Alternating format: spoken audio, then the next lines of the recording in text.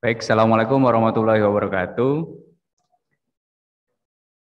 Tabikun, selamat pagi, salam sejahtera untuk kita semua.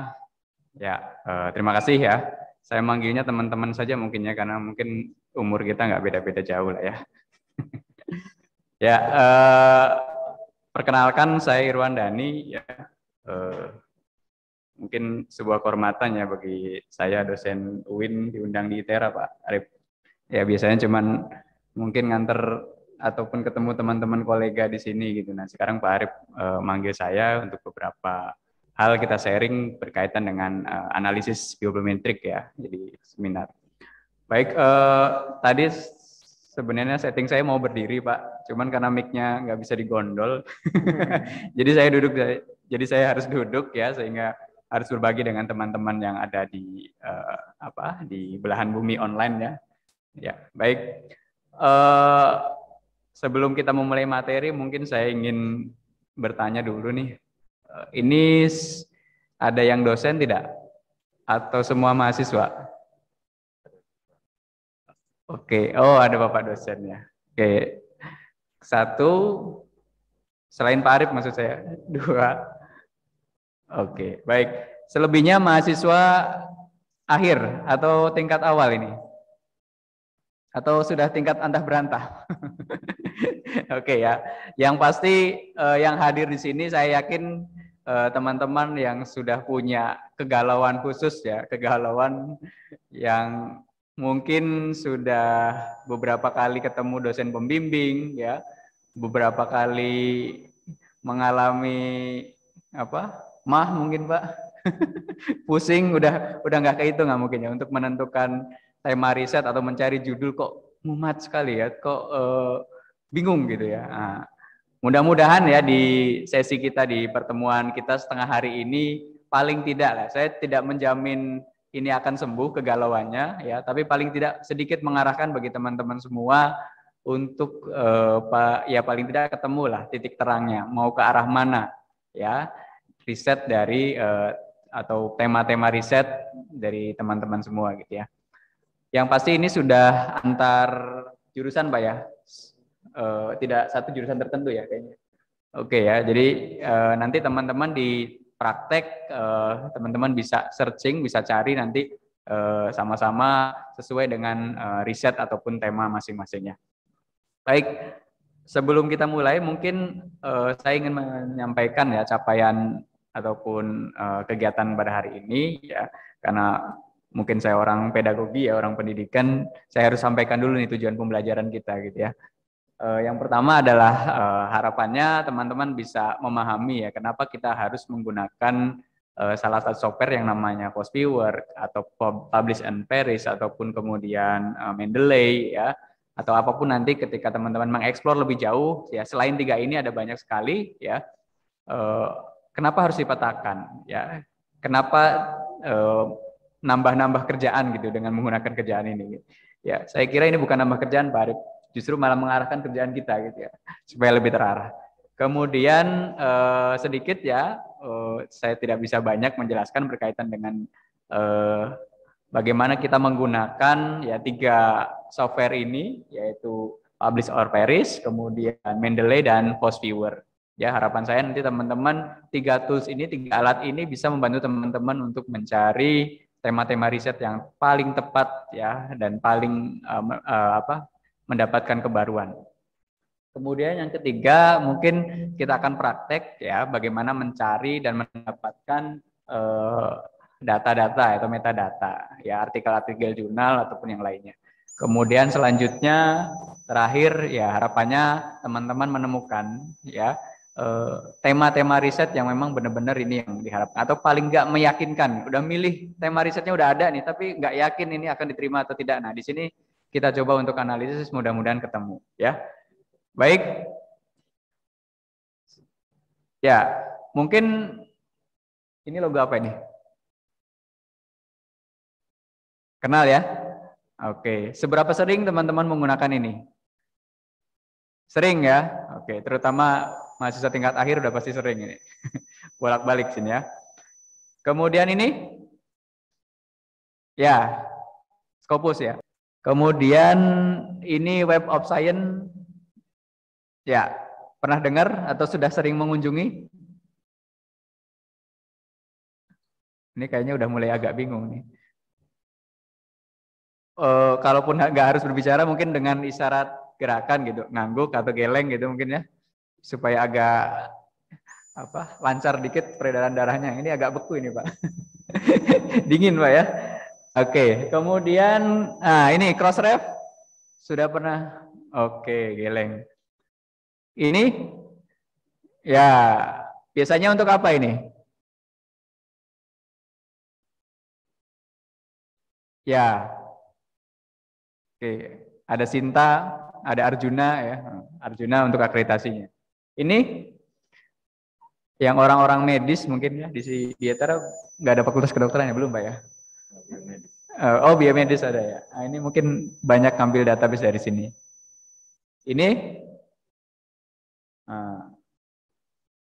ya ini baru sebagian kecil sebenarnya ya. Oke. Kira-kira ada yang tahu nggak apa persamaannya? Boleh deh, satu atau dua orang, Mbak yang paling depan, yang datang duluan kayaknya. Yang pakai sweater, ya, ya. Referensi mencari jurnal, oke. Ada lagi mungkin Mbak sebelahnya?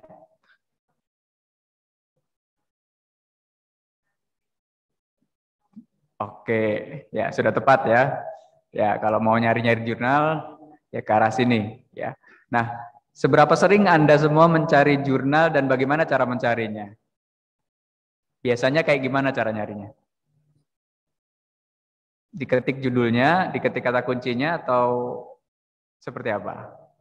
Oke.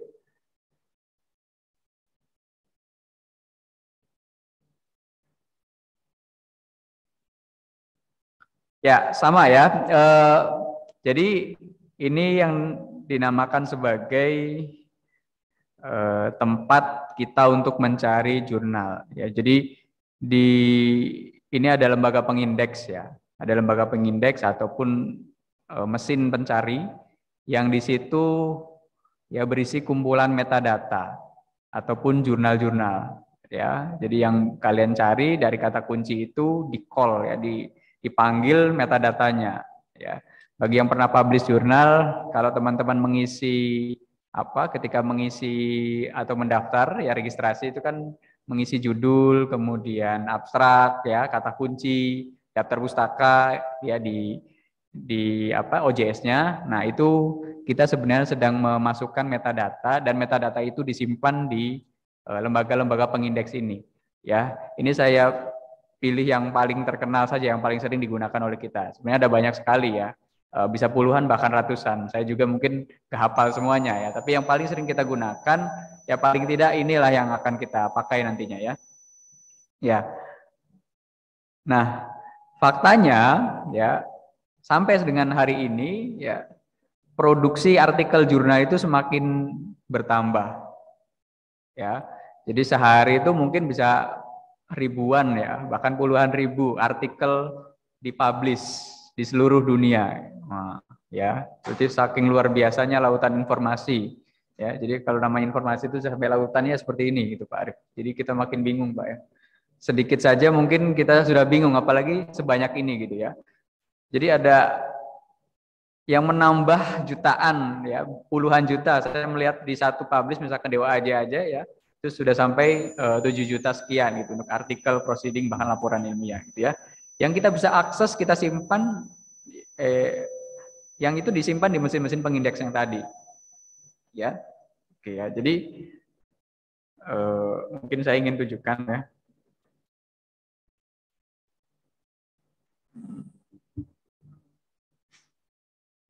Ya. Oke, misalkan ini apa ini? Dewa AJ ya. Nah, lihat di Dewa AJ ya, ada sekitar 17.000 jurnal ya, atau lembaga penerbit yang diindeks. Dia menyimpan sekitar 7,5 artikel ya. Oh, gimana nih? Nampil 7,5 artikel, kita baca satu-satu, mungkin sampai kapan ya? Nah, maka pentingnya itu kemudian kita memasukkan kata kunci ya ketika kita publish tuh. Jadi recall-nya memanggilnya itu dengan kata kunci tadi. Itu baru di satu publisher dan disebut DWJ itu kalau misalkan leveling di indeksasinya itu level menengah lah ya kalau bagi orang jurnal. Kalau yang katakanlah sering kita pakai misalkan Scopus ya, scopus.com, kita bisa cek di Skimago, ini cara untuk mencari jurnal-jurnal bereputasi ya. Kita bisa lihat bahwa ada sekitar 27 ribuan ya. Itu artikel jurnalnya saja gitu, tempat terbitnya saja ya. Satu tempat terbit itu kan bisa sampai ratusan bahkan ribuan juga artikel gitu ya, tergantung usia dari jurnalnya tadi ya. Jurnal-jurnal yang sudah terbit dari tahun 80-an atau tahun 70-an bahkan lebih tua dari itu bisa jadi menyimpan sekitar 10 ribuan lebih gitu ya artikel. Wah, luar biasa kalau kita baca satu-satu ya. Nah, itu ya. Kemudian mana lagi? Nah, yang sering kita pakai misalkan kalau kita nggak pakai dua ini, kita pakai Google Scholar misalkan. Mungkin mbaknya dari jurusan apa, Mbak? Sains. Oh, prodinya teknik kimia. Kimia. Kira-kira mau tertarik dengan riset apa? Elektrokromi. Gini ya. Elektro apa? Elektronik. Kromik. Ini ya. Oke. Kita coba search ya. Nah, ini ada sekitar 123.000. Sanggup Mbak baca? Ya, kan kita disuruh mencari kebaruan kan. Nah, untuk mendapatkan kebaruan itu kan kita harus membandingkan dengan yang lain kan. Permasalahannya yang lainnya itu ada 123.000. Nah, banyak sekali kan. Ya, kalau kita ngebandingin saya sama Pak Arif mungkin ketemu ya dalam waktu 1 menit kebaruannya gitu ya. Nah, oke ya, itu salah satu contoh betapa banyak sekali lautan informasi yang bisa kita akses ya. Nah, oke, kita balik lagi. Ya, maka dari mana kemudian kita bisa memulai riset kita? Itu yang jadi pertanyaan kan. Ini yang kadang menjadi kebingungan gitu ya. Mungkin bisa jadi ya teman-teman mendapatkan dosen pembimbing yang tuntutannya itu tuntutan hasil ya. Ya mohon maaf misalkan ya kan kita kalau bicara tipe-tipe orang itu pasti semua sama ya. Baik itu di ITERA, di UNILA, di UIN gitu kan ya. Pasti ada sebagian dosen-dosen yang pembimbing yang hanya menuntut hasil misalkan ya coba cari kebaruannya gitu kan, temanya ini gitu kan. Nah caranya gimana Pak? Ya pokoknya cari, mahasiswa kan udah pinter gitu kan, ya, kira-kira begitulah ya kan. Ya tapi kalau dosen-dosen ITERA kayaknya masih muda ya, jadi sama-sama masih pengen belajar semua. Biasanya kalau yang udah sangat sibuk itu ya dianggapnya sudah jago juga mahasiswanya gitu, tapi kan tidak semua mahasiswa memahami ya. Terus saya mulai dari mana Pak? Akhirnya itu tadi ya, pulang ke kosan, tidur, bangun lagi nggak ketemu, tidur lagi. Akhirnya dicari gitu kan, sebulan kok kenapa ngilang gitu kan. Nah, ternyata bingung ya, perintahnya itu tuntutannya tuntutan hasil gitu ya, nggak proses gitu ya. Mungkin kalau misalkan Pak Arif mungkin gini loh caranya, download ini gitu ya, carinya gini gini dan seterusnya ketemu. Nah, tinggal selebihnya kan mahasiswa yang seleksi sendiri bagaimana. Oke, nah ada salah satu teknik ya, caranya yaitu dengan analisis bibliometrik ya. Jadi secara definisi mungkin bibliometrik itu kita mengukur atau memetakan ya secara sistematis ya menggunakan pendekatan matematika dan statistik ya. Nah, matematika dan statistiknya ini sudah dibantu dengan software. Jadi memang saat ini kita jadi lebih mudah ya, tidak secara manual lagi. Dulu mungkin manual ya. Pernah dengar mungkin istilah meta analisis ya, ataupun pemetaan apa ya? Mungkin sebelum ini teman-teman juga pernah ada mata kuliah mengumpulkan artikel kemudian dipetakan gitu. Ada tidak? Analisis artikel misalkan cari 10 sampai 20 artikel dipetakan secara manual. Atau sudah pakai software? Kalau zaman saya dulu belum kenal ini, saya suruh metakan secara manual ya. Jadi dibaca satu-satu, judulnya ini, penulisnya ini. Kira-kira seperti itulah metode bibliometrik itu. Nah, yang jadi payah itu kan kalau itu tadi kalau cuma 10 gitu kan. Kalau sudah 100, 200 ya, 2000 gitu kan, 1000, wah. Gimana nih? Nah, oke ya. Nah, makanya kemudian nanti kita akan mencoba untuk menggunakan beberapa software ya yang membantu kita untuk memetakan paling tidak kita tidak mikirin ya cara-cara perhitungannya. Meskipun secara prinsip kita harus paham gitu ya fungsi ataupun manfaat dari ketiga software tadi ya. Oke. Nah, mengapa ya kita harus memetakan? Mengapa ini penting? Yaitu tadi kita kembali lagi ke tujuan bahwa riset ya ataupun penelitian tugas akhir kita ya itu adalah bangunan dari prinsipnya adalah bangunan dari ilmu pengetahuan yang tidak bisa dipisahkan dengan pengetahuan sebelumnya ya. Nah, jadi jangan sampai penelitian kita itu mencil gitu ya. Mencil itu apa Pak ya? Misah ya, memisahkan diri gitu jadi. Ya, dari komunitas keilmuan yang ada ya. Misalkan di kimia itu sudah sampai mana ini? Ya, risetnya terbaru itu sudah sampai mana pembicaraannya, maka kita mencari ya bagian-bagian yang belum diakses, bagian-bagian yang belum diteliti ya. Nah, itu terus gitu bangunannya sampai kemudian bangunan utuh ya, meskipun bangunan utuh dalam konteks ilmu pengetahuan di dunia itu tidak ada finalnya ya Pak Arif ya. Bisa jadi kan ketika sudah ketemu satu teori ya sudah utuh, ternyata muncul lagi teori dengan fondasi yang berbeda gitu, yang meruntuhkan teori yang ada gitu kan. Taruhlah misalkan dulu di fisika itu kan terkenal ya, ada istilah fisika klasik dan kemudian fisika modern. Itu kan bangunan dari dua fondasi yang berbeda. Nah, itu menarik gitu dalam pengetahuan kan. Oke ya. Nah, jadi kita tahu tadi ya ada sekitar jutaan ribuan ya artikel ya. Bahkan tema kita sendiri pun gitu kan ada sekitar 123 tadi ya Pak Mbak ya yang harus kita teliti, yang harus kita cek satu persatu untuk mencari kebaruannya ya. Dan itu bingung kita mulai dari mana gitu ya. Nah, melalui analisis bibliometrik ini kita coba untuk memetakan secara lebih sistematis ya, pendekatan lah ya, mendekati, mungkin tidak 100% benar, tapi paling tidak ya kalau kita tidak menggunakan itu sudah pasti kita akan kebingungan.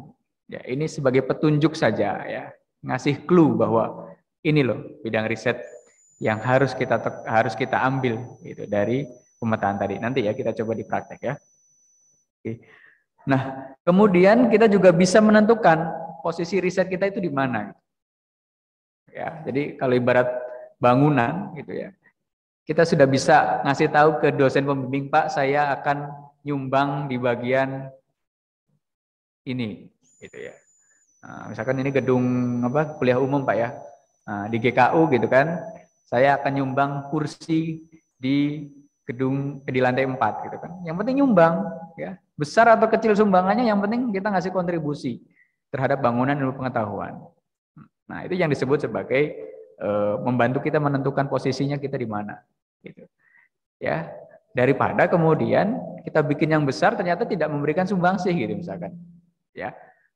Bisa sih sebenarnya ya, tapi itu kejadian yang sangat jarang ya. Misalkan katakanlah Einstein gitu ya, Einstein itu kan revolusioner ya, tapi kan orang seperti Einstein itu kan mungkin 1000 tahun sekali gitu ya muncul ya. Kalau kita mungkin masih biasa-biasa lah, bahkan nggak sepernya Einstein gitu ya Pak Arif ya. Einstein itu ketika menulis karya ilmiahnya, ya setahu saya itu tidak ada referensinya gitu. Nge-refer ke siapa tuh dia, ya karena memang nggak ada sebelumnya gitu. Ya kan benar-benar revolusioner gitu kan, baru. Nah ini juga kalau teman-teman sudah sampai ke arah situ, ya cara berpikirnya mungkin bisa gitu ya. Tapi kan sekarang siapa yang mau percaya gitu kan ya? Ini referensinya mana? Saya revolusioner Pak. Wah, boleh lah. Diuji dulu tapi ya. Itu antara alasan revolusioner atau malas nyari referensi gitu aja sih. Atau malas baca. Nanti disangkanya kita, wah ini bukan karya ilmiah ini mah gitu kan, dongeng gitu kan. Nah, kira-kira gitu ya teman-teman. Kemudian yang penting itu tadi kita menemukan keterbaruan gitu ya, novelty gitu ya, dari bangunan yang besar tadi, dari utuh ya yang katakanlah menurut kita udah sempurna, ternyata ada bagian yang jadi kontribusi kita yang itu menjadi kebaruan. Ya, meskipun tadi ya nambahnya cuma 1 ya atau setengah atau sepernya gitu kan. Kita bisa menunjukkan bahwa di sini letak kebaruan dari riset kita. Nah, dengan adanya kebaruan itu akan sangat mudah kemudian dipublikasikan di jurnal-jurnal yang kita inginkan, kira-kira begitu ya. Jadi alurnya seperti itu teman-teman. Nah, ketika kita sudah menemukan kebaruan, kita sudah menunjukkan posisi riset kita, ya, atau state of the art-nya itu, kita bisa dengan mudah mempublikasikan ke jurnal manapun, ya sesuai dengan bidang kita gitu. Gitu kira-kira ya. Jadi ketika mungkin teman-teman di mahasiswa tingkat akhir ini dituntut untuk juga publikasi, ada tuntutan publikasi enggak? Sama dosen pembimbingnya harus publis atau memang sudah satu paket gitu, ketika sudah terbit ketika sudah selesai tugas akhirnya harus publis, ada nggak? Oh, kebijakan prodi masing-masing, oke. Ya yang pasti kan yang namanya karya tulis itu ya atau karya ilmiah itu kan agak aneh kalau disembunyikan. Misalkan kita menemukan sesuatu tapi orang lain nggak boleh ngelihat gitu ya, nggak boleh ngakses gitu. Jangan, ini cukup saya saja yang menikmati karya ini gitu. Kan jadi aneh. Prinsipnya kan yang namanya karya ilmiah itu kan harus diumumkan bahwa ini loh saya ngasih kontribusi di sini, ya. Nah, ini kebaruannya, pasti dipublikasikan. Kan kayak gitu kan. Nah, itu kalau sudah sampai ke penemuan dari novelty atau kebaruan tadi, pasti ya, otomatis kita itu akan gatel untuk melakukan diseminasi untuk publikasi yang paling tidak di proceeding kemudian ataupun di jurnal-jurnal nasional ataupun bahkan internasional gitu ya. Oke ya, jadi lagi-lagi itu tadi ya tujuan terakhirnya kenapa penting, maka riset kita dianggap sebagai memberikan kontribusi bagi bangunan keilmuan yang sudah ada gitu ya. Oke, nah ini ya. Ini saya menuliskan 3, tapi tidak hanya 3 sebenarnya. Tapi kalau misalkan teman-teman mau lebih lanjut, bisa ada banyak ya. Sekarang sumbernya kita bisa macam-macam ya. Jadi di pembelajaran atau di konsep Merdeka Belajar ya, yang digagas Kemendikbud ya, itu dosen, guru itu tidak lagi satu-satunya sumber ya. Jadi kalau misalkan kalian merujuk 3 ini dan kemudian saya mengatakan ikuti 3 ini saja, tidak boleh yang lain. Nah, itu sudah salah ya. Ada banyak sekali yang lain ya, tapi saya mereferensikan 3 ini ya karena 3 ini yang saya pakai gitu ya.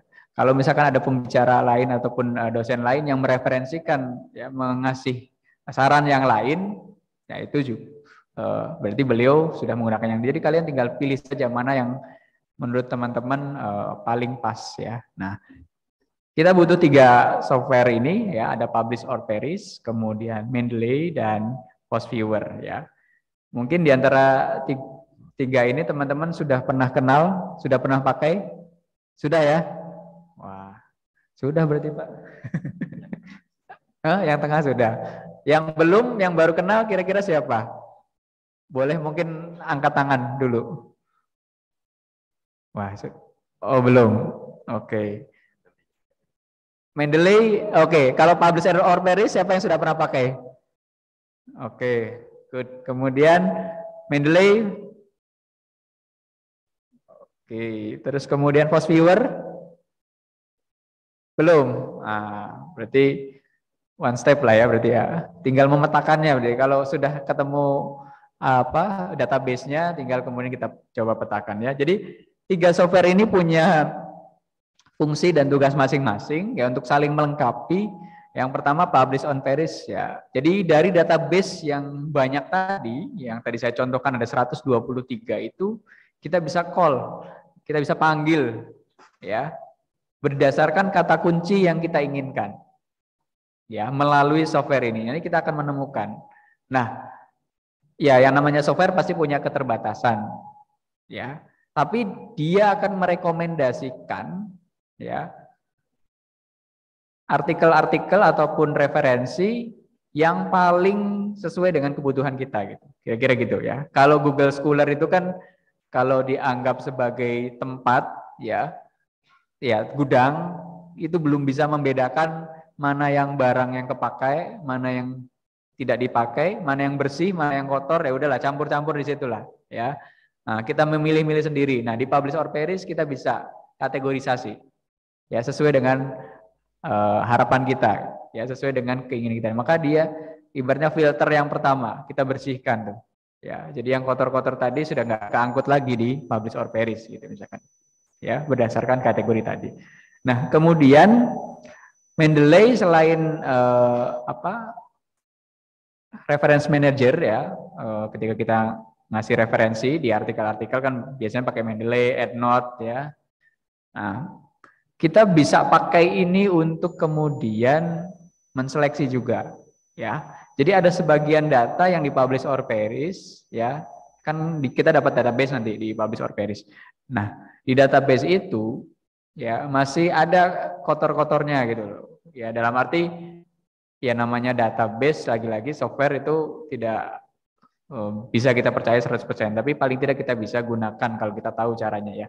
Nah, kita bisa bersihkan ya di misalkan post viewer itu kan dia akan nanti menganalisis berdasarkan kata kunci, berdasarkan nama pengguna author ya, co-author, kemudian memotong-motong ya, memecah-mecah yang ada di abstrak. Nah, melalui Mendeley kita bisa cek dulu, kita bisa pastikan dulu bahwa artikel yang akan dipotong-potong tadi itu sudah artikel yang punya informasi yang lengkap. Ya, Mendeley kita bisa ngedit ya. Baik itu judulnya, penulisnya, kemudian abstraknya, terutama di abstrak ya. Banyak abstrak yang terpotong. Nah, kita bisa kemudian petakan atau copy, edit dulu gitu ya. Dari artikel aslinya kita copy dulu ke Mendeley, selesai. Nah, baru kemudian dari hasil Mendeley ya, ataupun kalau kita sudah punya kumpulan artikel di Mendeley ya, sudah dikategorisasi, itu sudah bagus ya, berarti tinggal kita coba cek lagi, diedit, kita ekspor menjadi format RIS mungkin ya. Nah, di situ kita baru bisa petakan melalui post viewer. Nah, dari pemetaan post viewer itu kita menemukan bahwa ada jadi divisualisasikan ya. Nah, setelah divisualisasikan ketemu. Oke, kira-kira beginilah ya gambarnya, sistem kerjanya. Jadi setelah divisualisasikan, nanti akan ketemu gambaran atau ngasih clue lah, ngasih petunjuk ya, bahwa riset kita nanti kita memilih yang mana. Atau menguatkan bahwa oh ini riset kita nanti diarahkan ke sini, ya dari gambaran-gambaran tadi. Oke ya, jadi kemudian penting bagi teman-teman ya, terutama yang sedang mengambil tugas akhir ataupun teman-teman dosen yang sedang meneliti ya ataupun bingung ya, kalau dosen muda itu lebih asik Pak ya. Jadi mau menentukan tema risetnya sudah asik. Misalkan Pak Arif kan sudah jelas tuh mau bidangnya apa ya. Nah, kalau kami yang di pendidikan itu masih luas banget Pak. Ya, banyak pilihannya gitu. Maka kemudian sudah harus tahu gitu ya arah dari riset kependidikan itu apa yang mau diambil gitu, kira-kira gitu. Nah, sama ya teman-teman murni juga mungkin potongannya kan banyak banget kan ya istilahnya ya. Jadi teman-teman juga bisa nanti memetakan mau seperti apa gitu arahnya. Ya gitu ya kira-kira teman-teman ya. Jadi dari tadi ya sebanyak ini database kita bisa sarikan melalui Publish or Perish, kemudian kita rapihkan atau kita kembalikan lagi kalau misalkan ini. Jadi kita bisa filter di sinilah ya. Baru dari data filter itu kita akan petakan melalui post viewer. Dari post viewer itulah ketemu petunjuk mau penelitian seperti apa, temanya seperti apa, topiknya seperti apa, yang sedang tren ataupun yang bisa kita pilih ya sebagai kebaruan dari penelitian kita. Nah, dengan data ini kita akan pede ketika mengajukan ke dosen pembimbing ya, kita sudah punya bukti gitu ya. Dari mana Anda mengambil judul ini? Ini Pak pemetaannya. Itu ya. Saya ngambil di sisi bagian ini aja Pak. Kecil ini. Kenapa? Kenapa seperti ini? Oh, karena ya dia sedang in di tahun 2021 ke atas misalkan. Warnanya lagi kuning. Ya, saya ngambil di bagian ini aja Pak. Oke ya. Jadi sudah tidak ada alasan lagi sebenarnya bagi dosen pembimbing untuk menolak ya.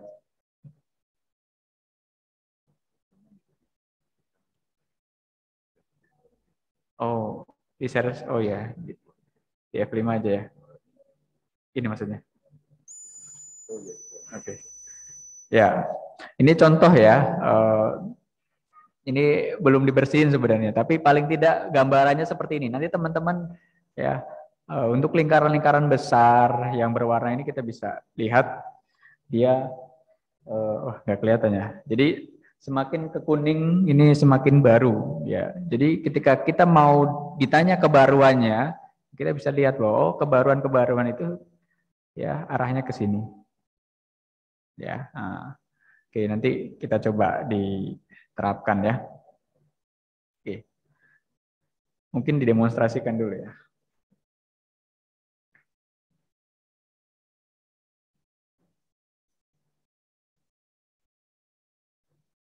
Oke, mungkin sampai sini ada yang ditanyakan dulu.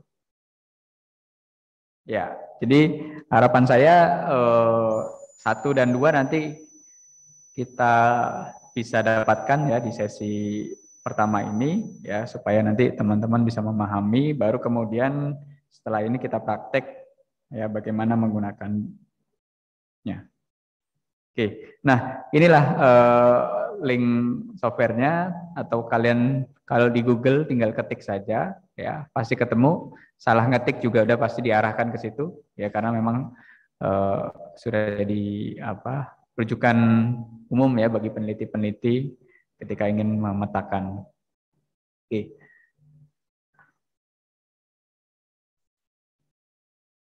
Ya, mungkin tanya jawab dulu atau saya coba. Atau saya langsung praktekkan dulu ya mungkin ya teman-teman. Nah, kalau misalkan ini bagi yang online mungkin ada gambarannya dulu. Nanti kalau offline kita sama-sama download ya. Nah, tampilan awal dari publish or perish itu seperti ini ya. Nah, kita bisa lihat ini adalah database-database yang bisa diambil oleh publish or perish ya. Nah, kalau yang punya akun Scopus yang bisa dapatkan key API key-nya ya. Jadi ada kodenya, kita bisa pakai itu.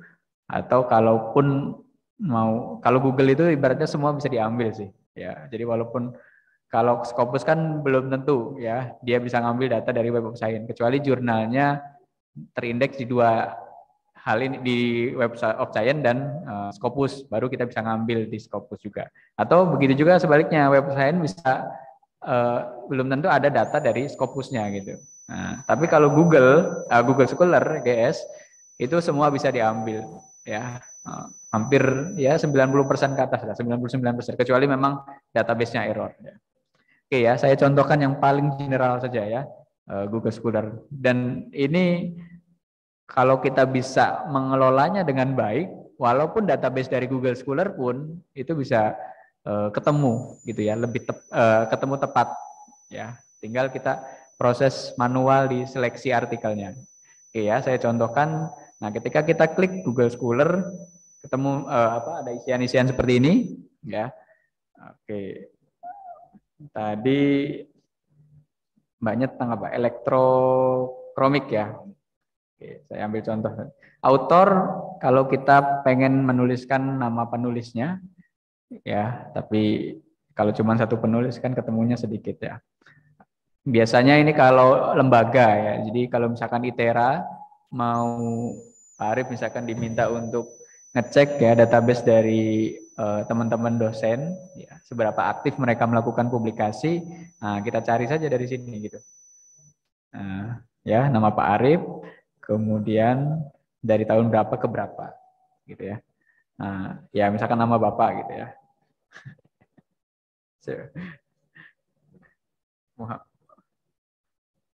Double M enggak?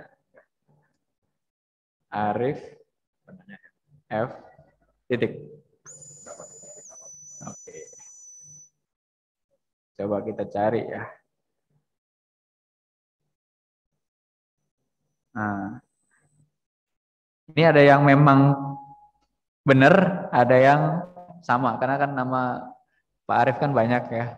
Nah, nanti Bapak bisa pilih. Oh, yearsnya mungkin dari 2010, 2018 ya, sampai 2022.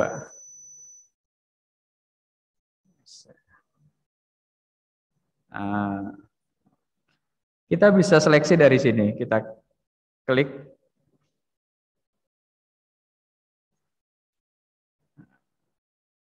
Nah, betul nggak Pak ini Pak? Betul ya. Nah, ini artikel penelitian Pak Arif ya. Kalau salah, kita bisa uncheck di sini. Nah, tapi kalau betul, berarti kita masukkan. Ya, misal ini nama orang. Oh, berarti Pak Arif publikasinya 2021 ada 2, 2018 banyak. 2019 kosong ini Pak. Iya nggak Pak? Atau belum kedetek? Kosong. Oke. Nah, jadi kalau Pak Arif jadi rektor, gini Pak cara ngeceknya Pak. Wah ini nggak aktif nih. Nggak kasih insentif lah. Oke ya. Oke. Coba kita ke tema dulu ya. Kita kosongkan saja misalkan ini tadi elektrokromik ya. Nah, keywordnya. Ada keyword yang lain mungkin Mbak? Mau lebih spesifik? Atau cukup ini satu? Ada 123 loh, ribu. Oke, ini dulu ya. Mungkin kita batasi. Kalau 1000 takutnya kelamaan ya ngeheng. Ini contoh saja ya. Kalau nanti praktek di rumah, teman-teman bisa agak lebih banyak lah sampelnya. Misalkan saya ambil 20 ya, 3 tahun terakhir misalkan dari 2019, 18 lah ya, 2022 belum selesai. Oke, 3 tahun terakhir penelitian tentang elektrokromik. Nah, kalau di Google Scholar, ya, selain jurnal, kita juga bisa dapat dari laporan, ya, ataupun dari, ya, pokoknya artikel yang belum dipublish pun, kalau misalkan kita masukkan ke preprint, kalau nggak salah, kedetek juga di Google Scholar gitu ya. Jadi, nah, kita bisa, itu tadi yang saya sebutkan bahwa yang katakanlah kotor ya gitu ya, yang tidak kita inginkan untuk masuk itu tetap masuk gitu. Maka kita batasin saja dengan jurnal ya. Nah, itu kira-kira ya. Oke, kita coba search. Mudah-mudahan ketemu. Nah, oke, jadi ini disarankan ya. Jadi kalau kita dapat 20 ya, publish or perish akan menyarankan 20 teratas.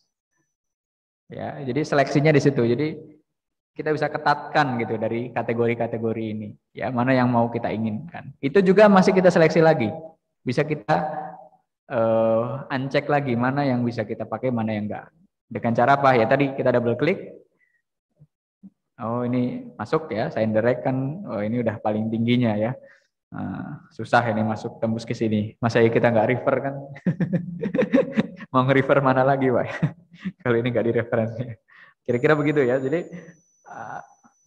dari site citasinya aja, oke kita bisa cek ya. Misalkan oh ini ada 26 citasi. Dan ini semuanya jurnal dari 20 itu. Gitu ya. Jadi referensinya dari bisa kita ambil 3 tahun terakhir sini. Ya 2022 belum ada yang ini. Gitu ya. Nah, bisa kita simpan kemudian. Ya, caranya dengan save pilih yang RIS ya, yang format yang paling ringan. Ya. Oke, saya contohkan satu dulu ya supaya teman-teman di online bisa mengikuti proses dari awal sampai akhir. Oke, kita simpan misalkan di contoh RIS tadi ya.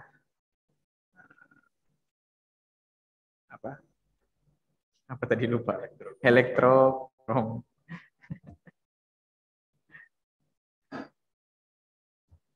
Oke. Pakai H nggak ya? Pakai ya? Elektrokom. Oke lah, nggak apa-apa. Saya save di contoh list Electrocomics. Saya simpan ya. Nah, langkah kedua kemudian kita buka Mendeley. Ya sebenarnya bisa. Ya kalau dari prosedur ini, ya kalau mau cepat kita bisa petakan di post viewer. Tapi nanti kalau teman-teman punya waktu, teman-teman ini untuk membersihkan lagi gitu ya.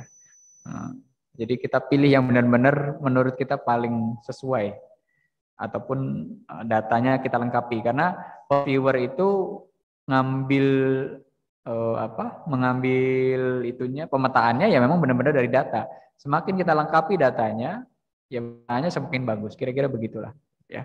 Jadi ini juga ya banyak sekarang ya terutama pas pandemi Pak.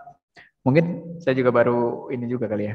Jadi ketika penelitian yang sifatnya offline itu susah ya, turun ke lapangan dan seterusnya, ya peneliti kebanyakan ngambil penelitian dengan metode bibliometrik ini dan rata-rata tembus juga ke jurnal-jurnal internasional itu.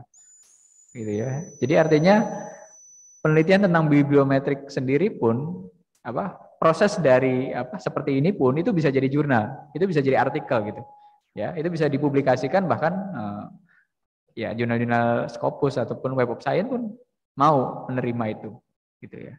Jadi kita ngasih saran ya, riset-riset berdasarkan data analisis biometrik pun orang editor-editor jurnal itu menerima gitu ya. Itu tandanya berarti kan prosedur dari sistem kerja ini bisa dipertanggungjawabkan. Nanti saya tunjukkan lah salah satu artikel yang ini misalkan ya. Bibliometric analysis of the term green manufacture. Jadi dia di POP-nya cuma nyari green manufacturing ya. Siapa yang dari arsitek ini? Ada nggak di sini yang teman-teman dari arsitektur? Nah, green manufacturing arsitek bukan?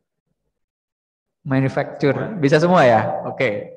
Dia jurusan apa? Oh, malah fakultas ekonomi. Nah, ini lebih ke ininya berarti ya. Kajian ekonominya. Ya, jadi kata kuncinya lihat ya. Bibliometric analysis, Mendeley, publish or perish, Google Scholar, post viewer. Jadi yang kita lakukan hari ini ya ternyata bisa jadi artikel jurnal. Nah, gitu ya. Jadi kalau mahasiswa S2 ataupun S3 ya, sebelum dia melakukan penelitian utama memang harus melakukan ini dulu. Ya, makanya kemudian harus ada publikasi awal dulu. Nah, publikasi awalnya melalui ini. Ya, banyak kan. Karena kan kalau studi pendahuluan kan ya susah ya, harus terjun. Karena kan studi pendahuluan namanya juga ya, masa harus ke lapangan dulu kan. Ya, untuk beberapa topik tertentu ya. Maka kemudian banyak yang memakai ini. Dan ini lumayan pesat ketika pandemi karena ya hanya menggunakan laptop saja gitu, modal laptop, internet gitu kan, kita kutak-atik, ya seperti inilah prosedurnya. Nah, oke ya. Nah, jadi kita buatkan metrik datanya gitu ya, apa yang mau kita ambil, kemudian mana yang didapat dan mana yang kemudian akan kita ambil ya. Nah, sumbernya Google Scholar, tapi kita bisa memilih ya dari 374 terms tentang green manufacturing tadi ya, hanya dipilih 76 yang terseleksi. Nah, cara memilihnya tadi ya, kita seleksi, kita cek satu-satu artikelnya gitu kan. Nah, kenapa itu lebih ya tetap ya ada manualnya, tetap jangan kemudian ujuk-ujuk dengan ini wah langsung jadi gitu, enggak ya. saringannya tetap kita gitu, kebutuhan kita apa gitu. Jangan berpikir bahwa tek tek tek 3 menit jadi wah ini ketemu gitu. Enggak, tetap ya. Jadi kita juga harus selektif lagi. Nah, karena di antara banyak sekali artikel kita, tapi ini memudahkan ya, ketimbang tadi kita baca satu persatu dari Google Scholar tadi ya. Nah, kita dapat 76 ya. Apa syaratnya dari si penulis ini mensyaratkan dia hanya mengambil dari jurnal Q1 dan Q2. Ya, artinya yang Scopus ini ya. Nah, kenapa? Ya dianggap Q1 dan Q2 itu referensi ya, punya dampak yang atau artinya sudah bereputasi ya. Ya, karena sudah tidak patokannya kan dari situ kan, tidak ada lagi yang di atas itu kan ya. Ya mungkin Web of Science dengan kriteria beda oke, tapi Q1 dan Q2 sementara ini ya sampai saat ini masih banyak dirujuk oleh peneliti-peneliti dan umumnya Q1 dan Q2 juga terintegrasi dengan Elsevier ya, Web of Science dan seterusnya. Jadi ini dianggap sebagai rujukan yang utama untuk dijadikan bahan gitu ya. Jadi teman-teman tinggal menganalisis 76 artikel ini. Ya. Oke, kembali lagi tadi. Sudah saya simpan, kita buka Mendeley. Nah, kita buka misalkan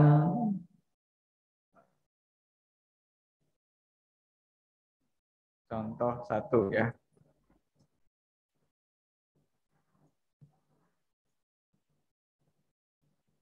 Nah, kita masukkan file import dari RIS tadi ya, kita menyimpannya ya. Nah, elektrokromik. Nah, di sini ya. Ada 20 artikel yang tadi kita sudah seleksi. Ya, ini hanya database metadatanya ya, nggak ada file PDF-nya. Kalau teman-teman mau file PDF-nya mungkin bisa disubmit. Tapi kalau cukup dengan metadata itu tidak apa-apa gitu ya. Yang penting kita harus istilahnya melengkapi ya bagian abstrak terutama karena rata-rata abstraknya sampai kelihatan nggak? Ya, kelihatan ya. Nah, sampai hanya pada berapa kata ini dia masuk ya. Jadi kita harus kalau penulis mungkin udah oke, judul juga sudah oke, umumnya jurnal-jurnal top, judulnya oke, abstraknya di sini. Ya, karena kalau kita mau lebih komplit lagi kita harus ini. Jadi ya ini letak manualnya di sini. Ya. Kita copy misalkan atau kita cari dulu tadi artikel yang pertama ya, novel. Dari sini kita double klik, ketemu, nah ini kita copy abstraknya. Ada cara lain yang lebih ini. Saya kadang manual kayak gini. Di sini ya. Dimasukin di sini, terus di update otomatis. Oh, oke. Di UI-nya ya. Coba mana tadi?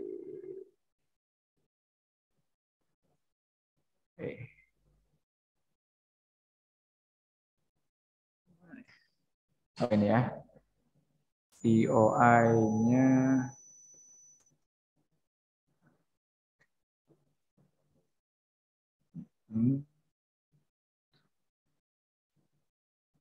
coba kita buka yang kedua ya. Kalau yang pertama anggap aja dah.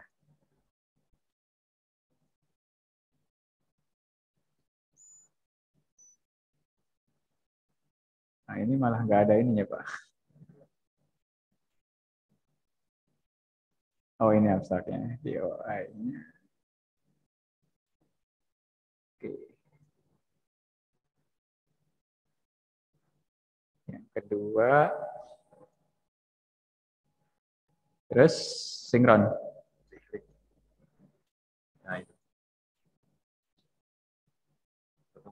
Nah, masih tetap Pak. Abstraknya. Untuk abstrak sih, kalau yang ini otomatis mungkin. Iya, kebanyakan abstrak seperti ini. Jadi mau nggak mau kita harus manual. Kenapa abstrak dipakai? Di Post Viewer ngebaca abstrak juga. Jadi yang dibaca oleh Post Viewer judul, penulis, kemudian jurnal. Ini kosong nggak apa-apa, tapi abstrak juga dipakai untuk memotong-motong. Jadi ya mau tidak mau kalau kita mau lebih akurat ya melengkapi data, ya paling tidak kita lengkapi dulu. Tapi paling tidak seleksinya kan sudah ketat ya. Kita ngambil jurnal yang disyaratkan yang tadi gitu ya. Nah, oke, saya contohkan tadi. Mana tadi? Nah,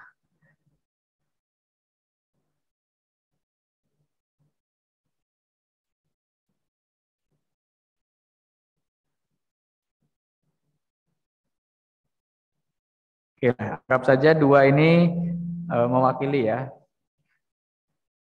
Oke, sinkronisasi dulu.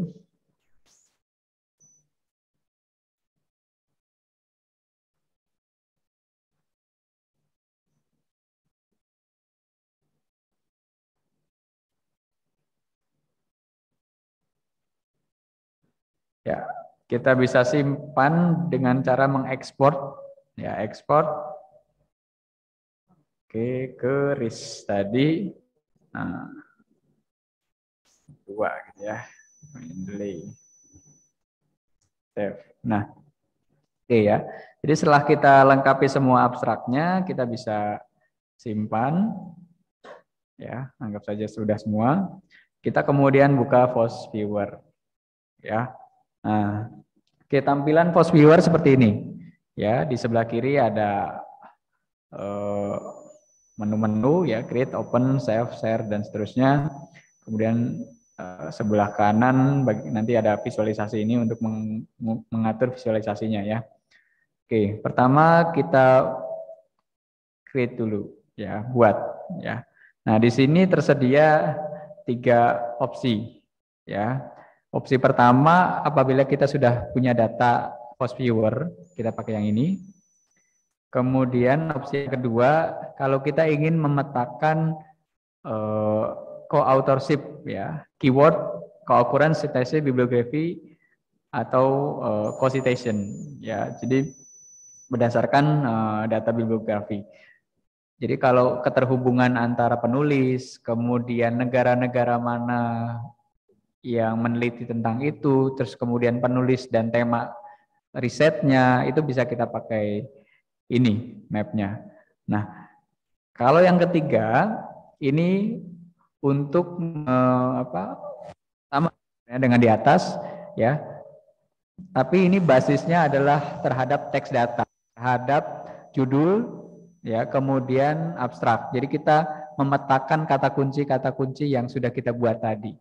Nah, yang paling tepat mungkin kita pilih yang 3 ini dulu ya. Kalau teman-teman mau lebih lanjut ya, mau nyari siapa referensi atau rujukan penulis yang paling banyak nulis tentang itu, bisa di sini. Ya, keterkaitannya, riset-riset dan seterusnya. Ini juga sama sebenarnya ya. Nanti bisa dipakai dua-duanya. Kita coba yang ini dulu ya. Oke, kita klik next. Kemudian di sini ada pilihan 4 ya. Ini dari tipe FOSS Viewer Corpus ya, atau data-data yang ada di FOSS Viewer Files-nya. Kemudian yang kedua ini kalau teman-teman ngambil data dari scopus.com ya, yang punya akses masuk scopus.com itu sebenarnya juga bisa ya. Nanti saya coba tunjukkan. Itu nanti teman-teman dapat data bisa RIS juga bisa CSV ya. Jadi khusus ngambil data yang di scopus.com juga bisa di. Nah, nanti bisa masuk dari sini. Ya. Nah, kita pakai yang ketiga saja. Ya, ini tipe RIS yang tadi kita sudah simpan. Ya, oke. Next. Nah, kita pilih file RIS-nya. Oh, yang mana ini? Oh.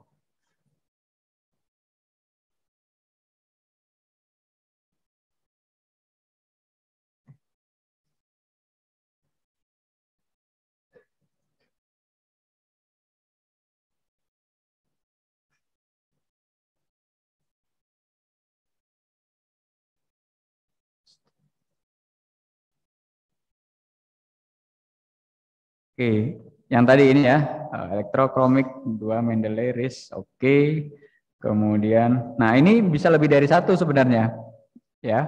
Jadi kalau misalkan teman-teman punya data lain, ya mau membandingkan dengan tema yang sama, misalkan di Mendeley sudah punya database PDF-nya lengkap gitu ya, referensinya satu folder kita bisa masukkan.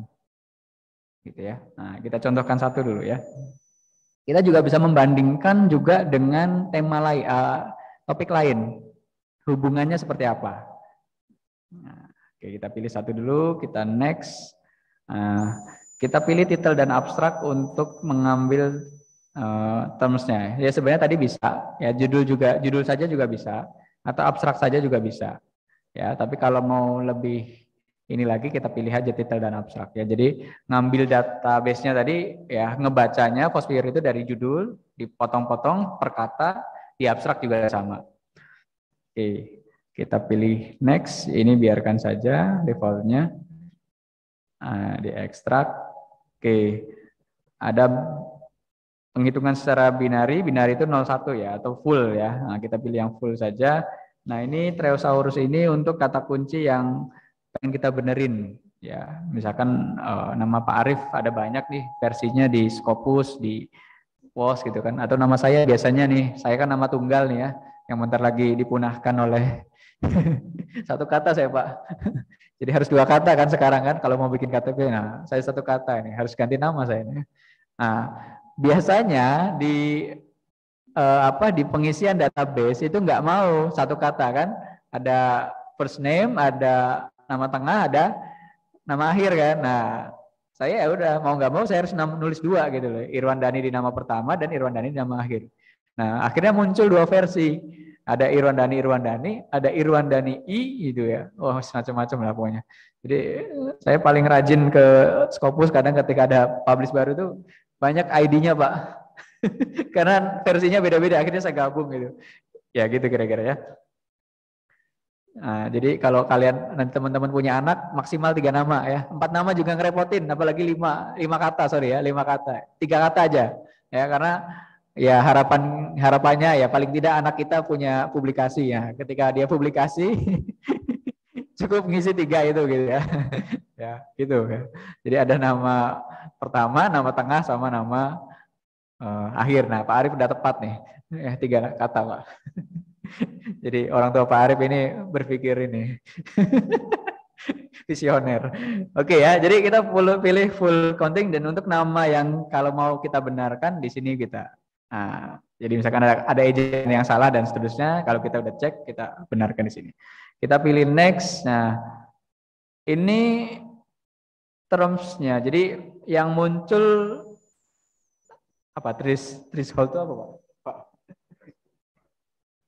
Pak artinya? Ya, ininya kalau kita perkecil ya, kemungkinan yang akan dimunculkan oleh si pemetaan itu dia akan banyak gitu ya, akan maksimal. Nah, fungsinya untuk apa? Ya kita bisa mainkan saja di sini ya. Tergantung, kita bisa mau ini maksimum 2 ya, artinya ada, jadi dari 3 kata yang sama yang muncul di judul itu ya kita ketemu. Kalau muncul 2 kata, tapi kalau kita munculkan hanya 1 kata itu ketemu sama lah ya, dari 20 artikel tadi gitu ya. Karena kan database-nya kan 20 artikel.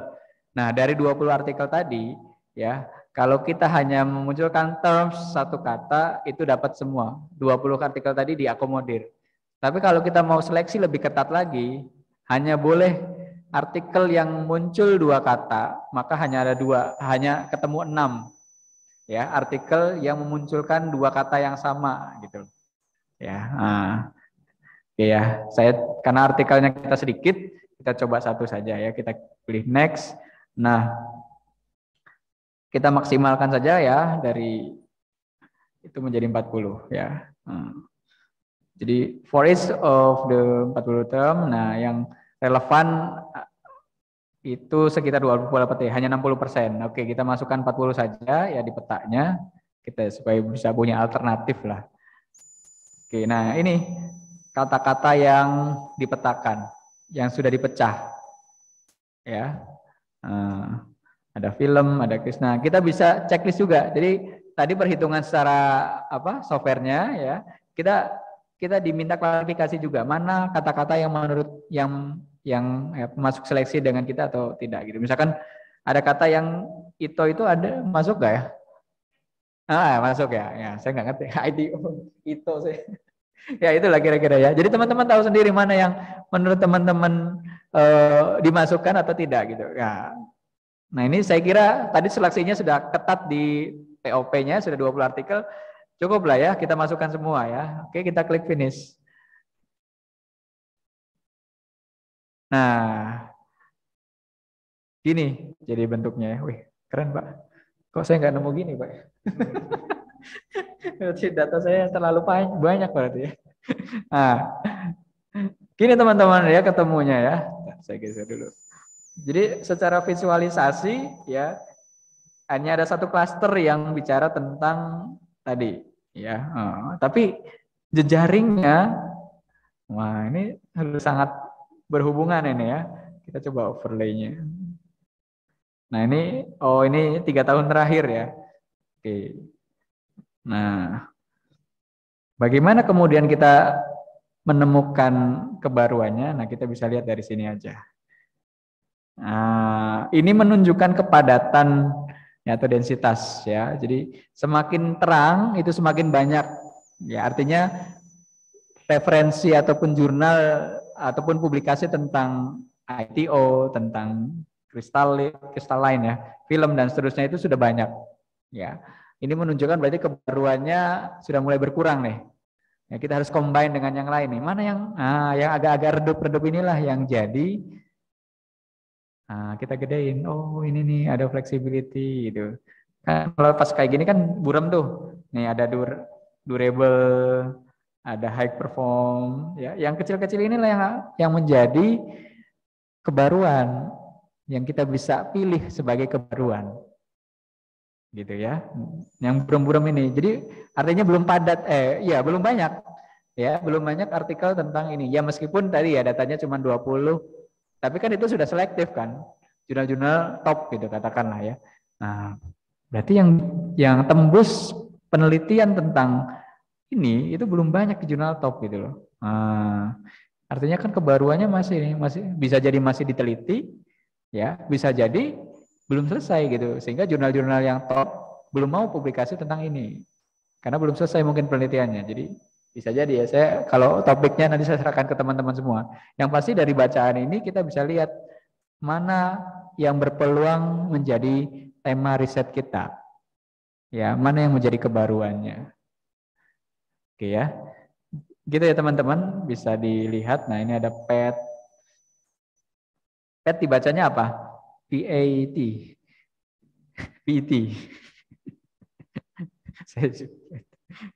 Oke ya. Nah, nanti teman-teman bisa cek sendiri. Ini menarik. Nanti ketika mau ditunjukkan ke dosen pembimbing, dari mana kamu ngambil tentang misalkan ini high performance terhadap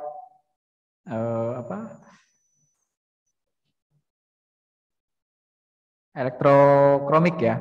Nah, bagaimana hubungan terhadap high performance-nya gitu ya. Ya ini Pak dari hasil bacaan saya di Force Viewer gitu ya. Kita screenshot saja misalkan ya.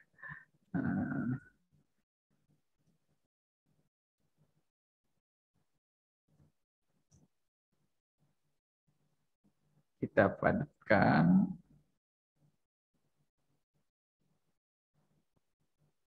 Screenshot.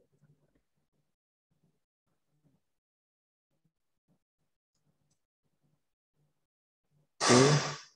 Kemudian jadi kita bisa ambil tuh data tadi. Jadi ketika teman-teman mengajukan proposal ya sudah jelas gitu loh. Ya, ini dimasukkan.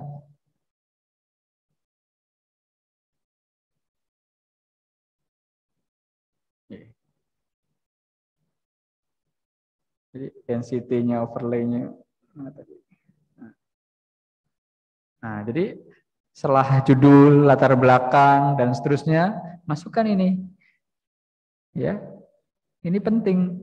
Ya, ini insya Allah sih anti tolak sih ya. Nah, jadi dari sekian banyak riset penelitian ternyata di bagian ini Pak, ya di bagian ini yang belum banyak dibicarakan di 3 tahun terakhir. Nah, saya mau ngambil ini nih. Nah, perkara kemudian oh ternyata bener gak banyak dibicarakan gitu. Ternyata sulit, Pak. Ya udah ganti lagi kan, pilih opsi yang lain gitu kan, kira-kira begitu.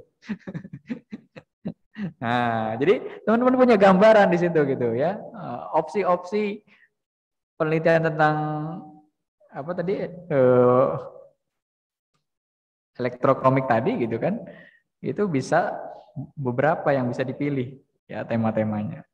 Nah, kira-kira begitu. Nah, ini ada lagi yang buram nih apa? Temperatur berarti terhadap temperaturnya, kemudian nah, nah, ini ada next generation flexing dan seterusnya. Saya kurang paham ini ya. Tapi yang jelas banyak sudah ada gambaran setelah ini, ya kan? Nah, kira-kira begitu ya. Bagaimana kemudian bibliometrik bisa memetakan itu kan kebaruan. Kalau ini mau disistematikan ya bagi teman-teman dosen, jadi sebelum membuat proposal hibah atau riset gitu kan, nah teman-teman bisa pakai data ini. Itu jauh lebih kuat pertanggungjawabannya gitu ya ketika dicek ya oleh tim penilai gitu. Oh ternyata sudah sampai ke sini arah risetnya. Oh di sini sudah menunjukkan kebaruan daripada kita berbicara dalam bentuk kalimat gitu ya. Misalkan kebaruan dari penelitian ini adalah ini. Nah kita tunjukkan saja ya dalam bentuk di metode penelitiannya gitu ya. Jadi metode sebelum melakukan penelitian utama, teman-teman sudah menganalisis bahwa riset ini ya penting dilakukan karena ini permintaannya, kira-kira begitu. Oke, itu ya sedikit demonstrasi berkaitan dengan penggunaan post viewer dan pemetaannya. Mudah-mudahan bermanfaat. Mungkin setelah ini break dulu Pak mungkin ya, tanya jawab, baru kemudian kita praktek sesuai dengan permintaan dari panitia. Baik, saya tutup. Assalamualaikum warahmatullahi wabarakatuh. Tutup sementara. Sekarang kita buka tanya jawab, baik yang boleh yang dari peserta luring maupun daring ya. Untuk yang peserta daring bisa langsung raise hand. Begitu juga dengan luring. Oke, saya buka dengan pertanyaan pertama dari Pak Eko ya.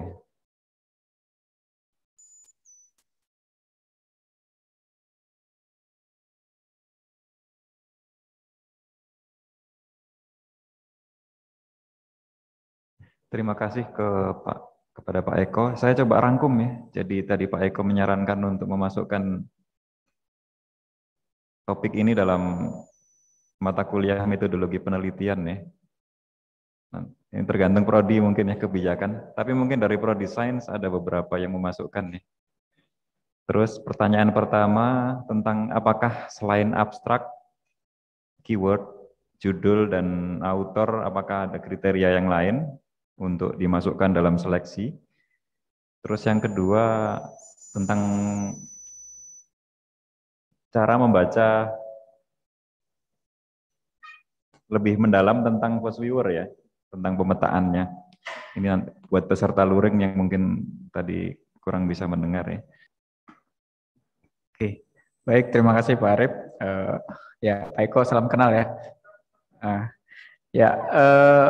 Pertama berkaitan dengan kata kunci yang dibaca. Ya, memang setahu saya sepanjang yang saya pelajari, post viewer itu tadi ya, hanya membaca bagian metadata. Ya, metadata itu terdiri dari judul, kemudian penulis, abstrak, ya sampai ke daftar pustaka. Tapi daftar pustaka karena di Mendeley jarang masuk juga ataupun di POP juga tidak dimasukkan, itu juga tidak ada ya. Nah, kalaupun misalkan ada hal-hal yang substansial yang mau dimasukkan, kita bisa tambahkan di author keyword juga Pak ya, di kata kunci yang dituliskan oleh penulis, ataupun kita bisa tambahkan di sini gitu ya, di abstraknya gitu ya, karena prinsip dari mesin itu kan kita juga yang ngatur ya Pak ya. Nah, kita bisa tambahkan kalau misalkan ada hal-hal penting yang keyword-keyword ini belum muncul di abstrak ya, belum muncul di judul, tapi ternyata penting gitu di bacaan. Nah, karena memang terbatas nggak bisa baca secara body of jurnal itu secara keseluruhan, maka kita masukkan saja bisa. Maka kita gunakan Mendeley untuk mengedit itu. Ya, kita mengedit. Itu yang kedua.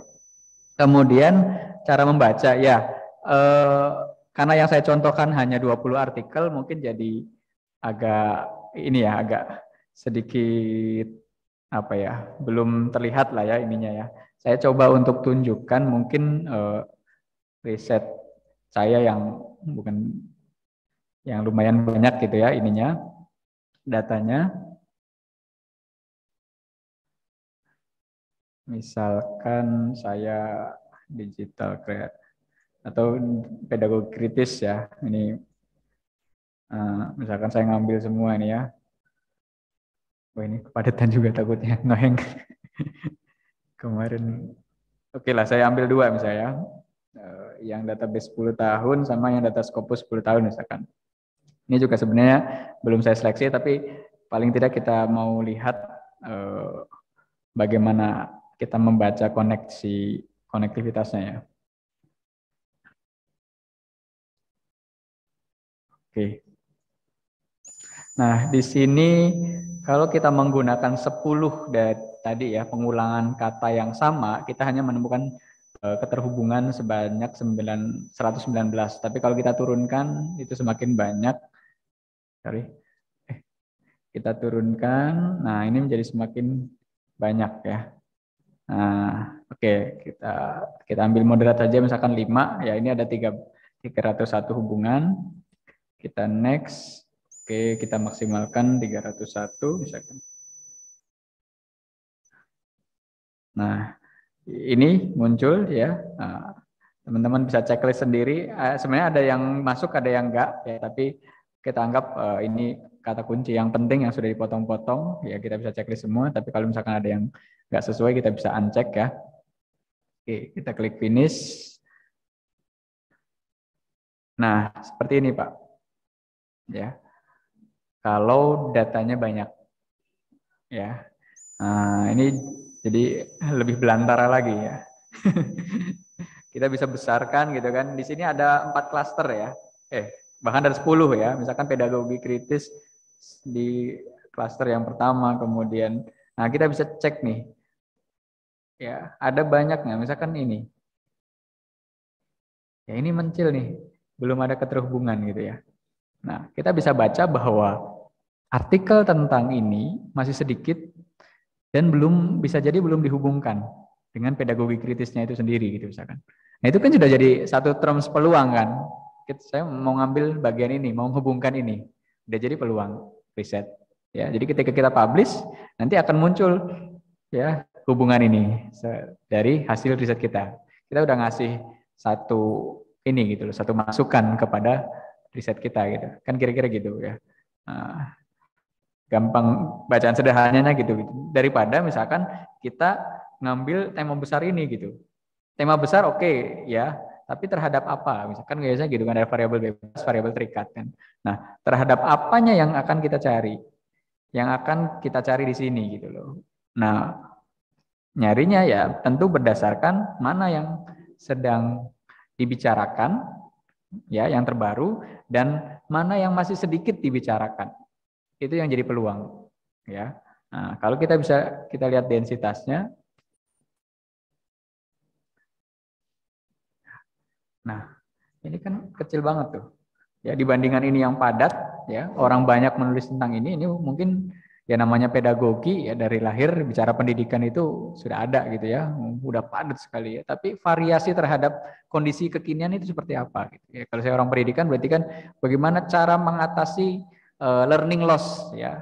Jadi 2 tahun kita online gitu kan, pembelajaran yang tidak maksimal, tentu kan kalau dari sisi waktu kan kita nggak bisa mengembalikan tuh ya 2 tahun itu. Mahasiswa yang katakanlah 2 tahun belajar online tentu kan nggak mau kan kemudian nambah 2 tahun lagi gitu untuk offline-nya. Mau nggak? Nggak mau kan?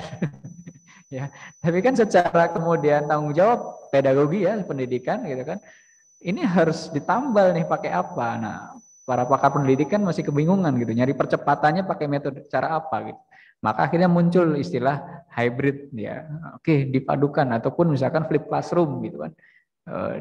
Kelasnya ada 2 gitu ya, kelas online ataupun mungkin sinkronus, asinkronus ya, apapun istilahnya, tapi digabungkan 2 itu gitu ya. Nah, yang disasar bukan lagi kemudian sisi konten gitu ya, bukan lagi mahasiswa paham terhadap konten, tapi bagaimana kemudian mereka menyelesaikan permasalahan, lebih ke create gitu ya, penciptaan gitu ya, nah, atau analisis lah minimal, berpikir kritis, analisis sampai kemudian memecahkan masalah. Tentu kan model pembelajarannya tidak lagi kemudian sharing pengetahuan seperti ini, tapi lebih kepada project based, kasih tantangan nih. Mereka nyari sendiri materinya, tapi kan nyari juga belum tentu ketemu. Nah, kita tambahkan scaffolding. Jadi banyak variabelnya gitu di situ ya. Ini saya bicara pendidikan karena mungkin orang pendidikan. Kalau tema lain saya nggak ngerti. Nah, teman-teman bisa, maksud saya bisa diintertekskan gitu ya, pola seperti itu gitu ya. Bicara pedagogi atau pendidikan dari lahir udah ada gitu. Tapi kan masalahnya manusia yang dididik kan beda-beda. Ya, ngedidik zaman kita gitu ya, zaman saya, maksudnya zaman teman-teman dengan ngedidik anak zaman sekarang gitu kan. Itu sudah pasti beda. Ya, zaman kita mungkin kita masih sabar nungguin iklan. Nah, zaman anak-anak kita gitu, ya, anak kecil sekarang skip iklan itu. Ya, generasi skip iklan, nggak sabaran gitu kan. Bayangkan ketika di sekolah, di kelas, ketika gurunya tidak menyenangkan, gimana cara nyekipnya coba? Dulu mungkin kita ya hormat ya sama guru, karena guru satu-satunya sumber pengetahuan gitu kan. Nah, kita dengarkan gitu kan. Tapi anak-anak kita ketika membosankan, di mana dari rumah mereka sudah dapat dosis yang tinggi ya terhadap sumber-sumber pengetahuan dari YouTube, dari Google, ya, dari game dan seterusnya gitu kan. Mereka masuk kelas ketika tidak semenyenangkan yang mereka dapatkan di YouTube, mereka akan skip, dalam tanda kutip ya skipnya. Ya. Bisa jadi mereka akan jauh lebih banyak melakukan hal-hal yang katakanlah ya minimal mancing keributan, ya bikin masalah dan seterusnya. Ini juga harus diatasi banyak hal. Nah, artinya berarti kan evolusi terhadap perubahan-perubahan ini kan harus terus dilakukan gitu loh. Nah, termasuk juga sama gitu. Ketika pasca pandemi saat ini gitu kan, pembelajaran yang sudah bisa, yang dulu sudah biasa dengan online offline gitu kan, online gitu kan, kemudian kita coba offline kan lagi, ada rasa kemudian, aduh ada online-nya nggak ya gitu kan, dulu kan nggak kepikiran tuh kan, dulu kan pengennya mungkin awal-awal gitu kan kita kuliah kita online, sebel kan, waduh bosen nih online gitu kan, pengen ketemu teman-teman nih, pengen ketemu dosen nih, pengen menikmati suasana kampus dan seterusnya gitu kan. Sekarang gitu kan, ya nggak 100% dulu Pak, gitu loh. Pasti ada pikiran, ada nggak ya link untuk online-nya ya? Saya mau ngaksesnya dari online gitu kan. Jadi akhirnya kita kemudian jadi generasi yang mulai multitasking di situ ya. Nah, mungkin teman-teman yang online di sini juga ada yang sambil masak ya, ada yang sambil makan mungkin ya. Ada yang sambil dengerin yang lain atau scrolling dan seterusnya. Itu kan jadi sebuah perubahan cara belajar yang gitu, dan itu harus dianggap sebagai sebuah fenomena yang menarik untuk diteliti. Kira-kira gitu. Jadi banyak Pak Eko ya yang bisa kita masukkan di situ gitu kan. Jadi kombinasi-kombinasinya itulah yang menentukan kebaruan dari riset kita gitu ya. Oke, itu ya cara baca. Ya, sama-sama Pak. Kemudian dari Bu siapa Bu? Ya, Bu Zahra. Ya dari yang dimaksud 76 itu bukan angka patokan Bu ya. Jadi di sini versi mana tadi artikel ya?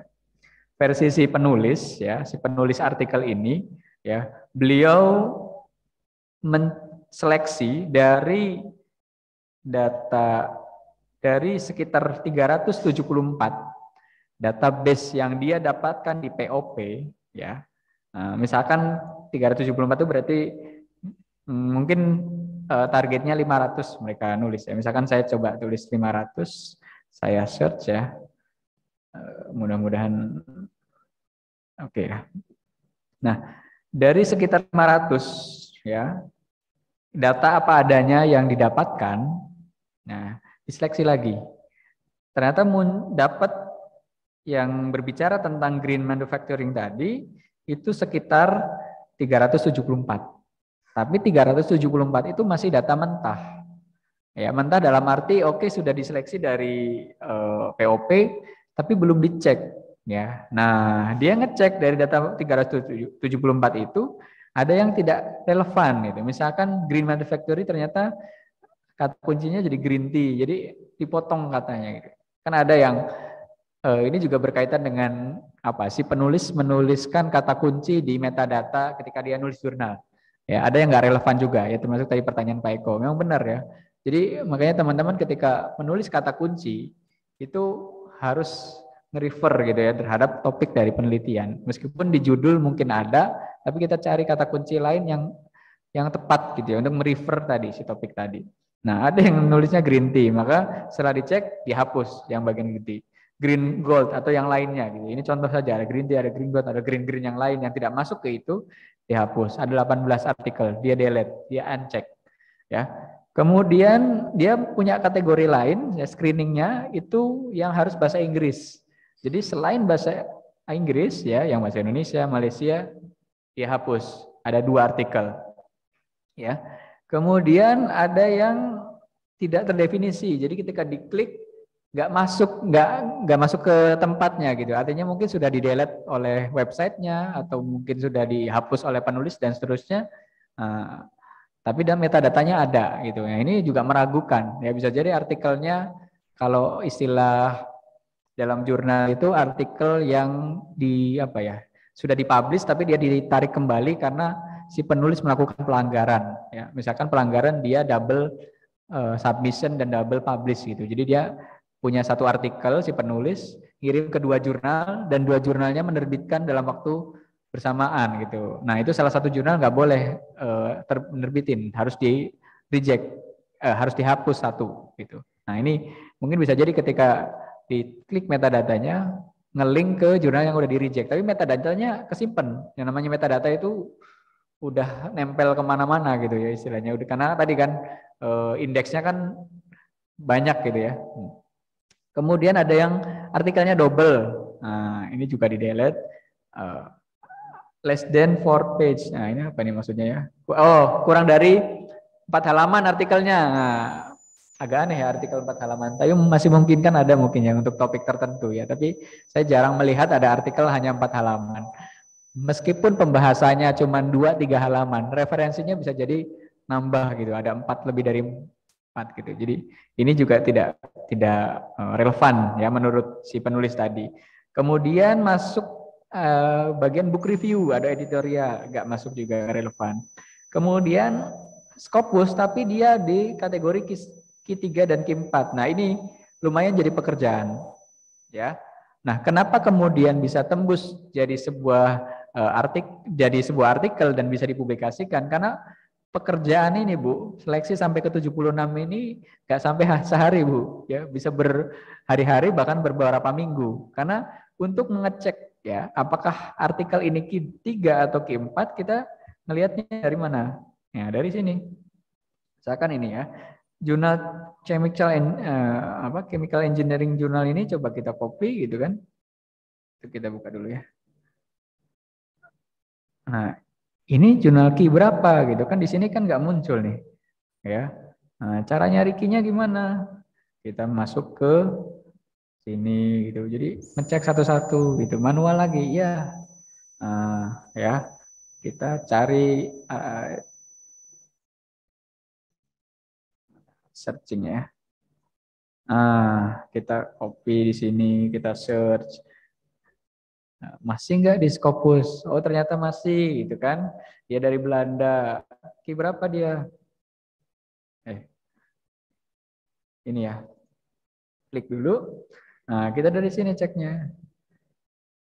Jadi ini manual, belum ada software yang ngecek satu-satu. Nah ini Q1. Masuk kategori. Nah, tulis gitu kan. Kita buat Excel-nya kan. Nah, tapi kan yang kita seleksi, yang kita baca, yang kita dalam itu kan hanya sekitar 374 hanya ya. Dari sekian ratus ribu, daripada kita ribuan kan. Ya, hanya sekitar 300-an gitu ya, paling enggak seminggu. Nah, itulah yang disebut prosesnya berjalan dengan ilmiah gitu ya. Metodenya tuh metode jelas. Jadi Q1 kita, oh berarti masuk kategori dan seterusnya gitu. Jadi kita cek satu-satu ini. Nah, ini kan udah sama nih, Chemical, berarti Engineering Journal, nah, masuk kategori. Nah, banyak gitu. Nah, ini juga Mbak siapa tadi?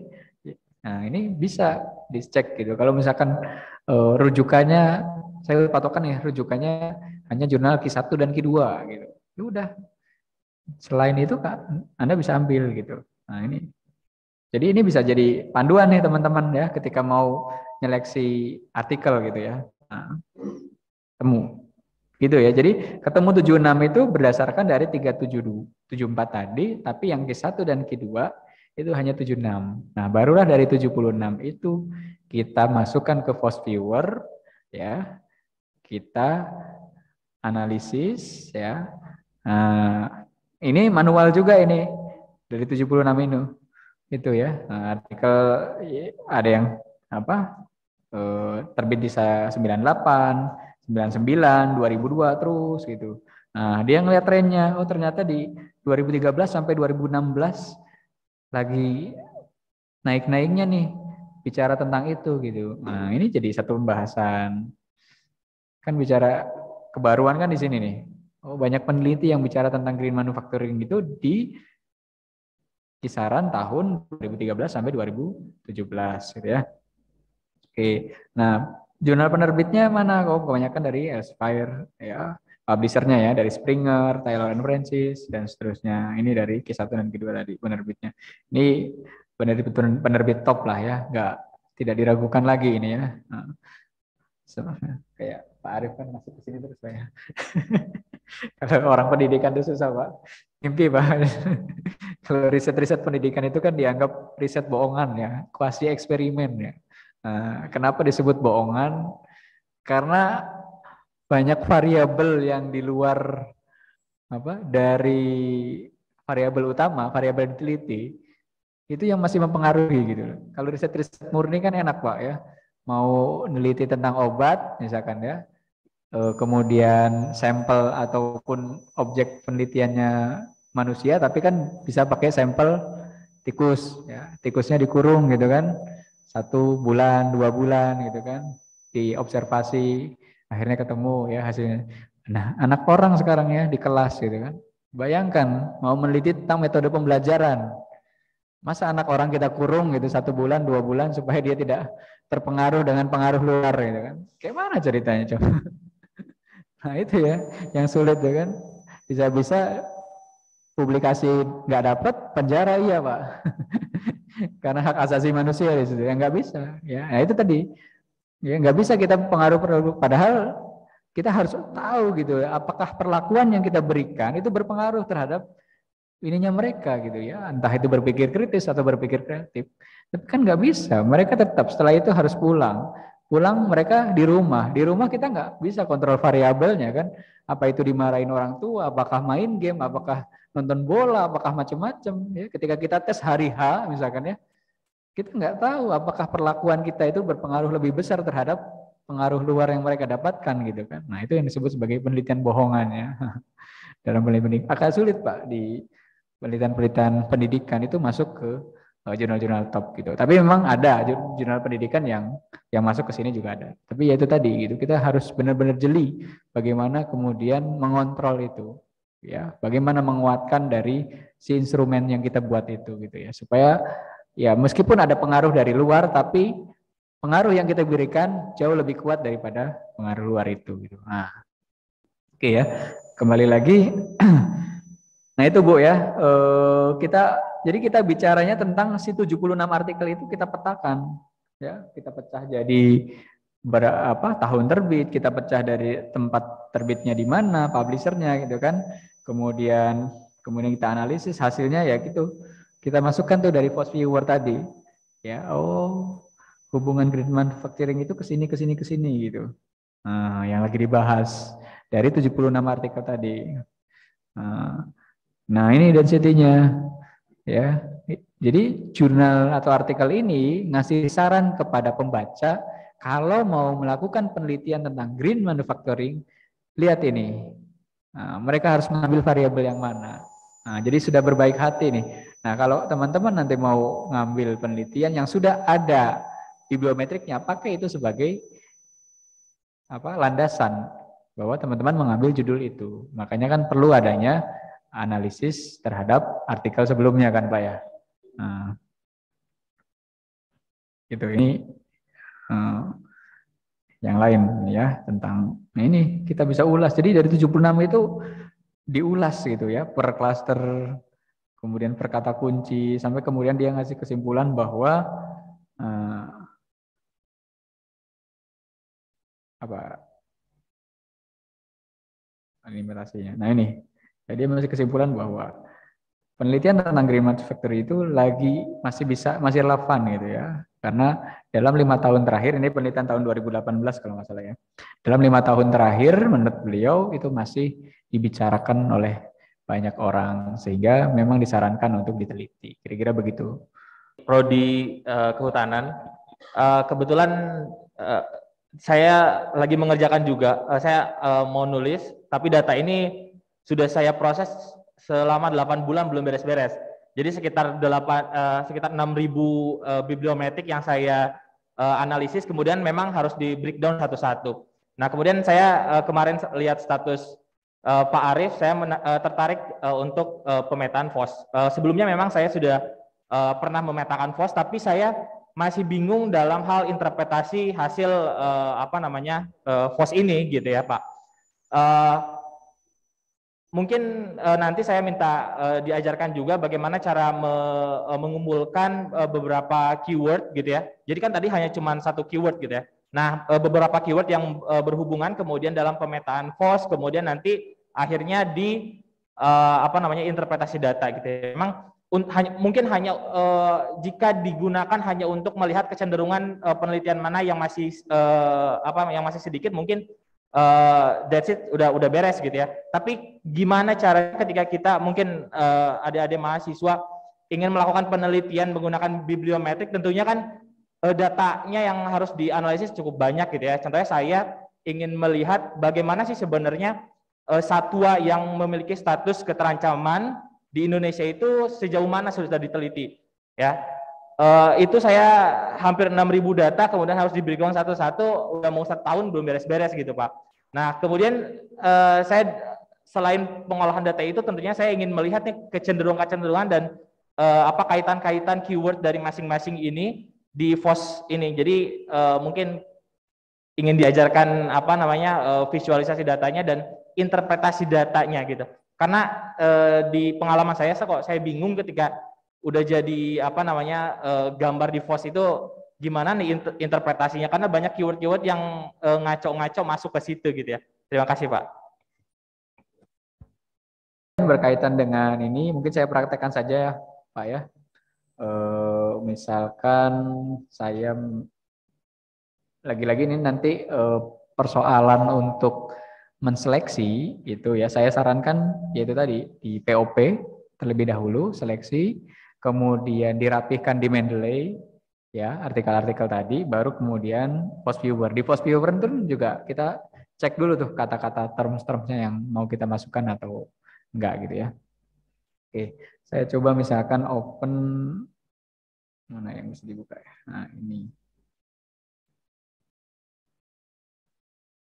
misalkan, oh belum bisa ya. Oke, coba kita buat lagi. Misalkan saya pakai data lain ya, saya pakai CSV misalkan. Nggak semua bisa ngakses Scopus sih sebenarnya.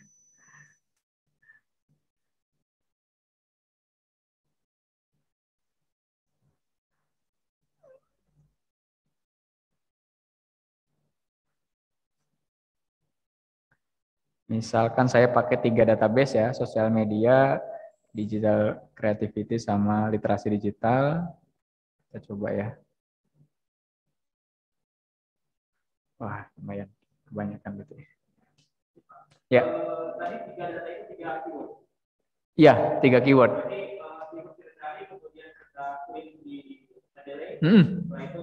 Ya, kita simpen. Ya, bisa banyak. Kalau mau 10 kita ngalit keterhubungannya bisa. Yang penting komputer kita kuat ngerendernya ya. Ya makanya kalau saya kan ini seleksinya masih belum sampai ke ketat ya tadi ya, hanya seleksi artikel-artikel. Tapi kalau mau sampai ke seleksi ketat, kita sudah pilih dari 3 keyword tadi, seleksi database artikelnya, database-nya sudah memang hasil seleksi gitu. Jadi nggak sampai memungkinkan ada artikel di luar itu. Gitu. Ya, ini dari 3 keyword kita coba ya.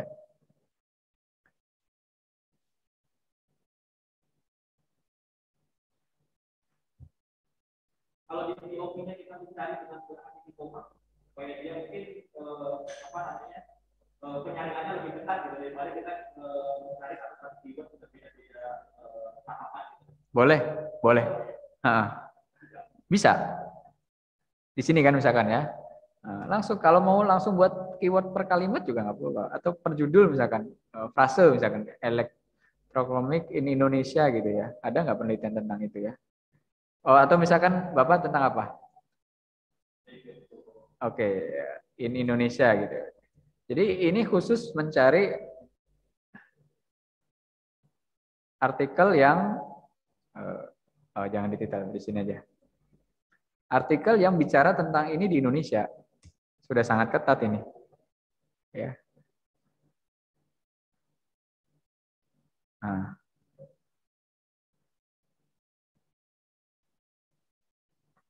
Tapi kita Ternyata bisa cek. ada ya. Ya? Banyak. Ada juga. Tapi kan nggak tahu ini apakah. Nah ini tapi dari nama-namanya kayaknya orang Indonesia ini. Ada nama orang Indonesia juga ya. Nah kita bisa seleksi nih, ya. Gitu. Penelitian di Indonesia terkait dengan ini sampai mana gitu. Jadi kita bisa batasin kalau nggak harus dunia itu Indonesia. Misalkan Bapak kan kehutanan ya. Kok Bapak sih? Mas lah ya. Kehutanan ya. Nah, spesifik kan hutan bahkan di Indonesia pun juga khas gitu kan. Hutan di sini misalnya di Lampung. Udah cari saja artikel penelitian tentang yang bahas tentang itu gitu. Kehutanan di Indonesia aja gitu. Sudah bisa. Jadi sudah lebih spesifik. Gitu ya. Ada nggak sih? Kata kuncinya apa biasanya kalau hutan itu? Forest gitu ya.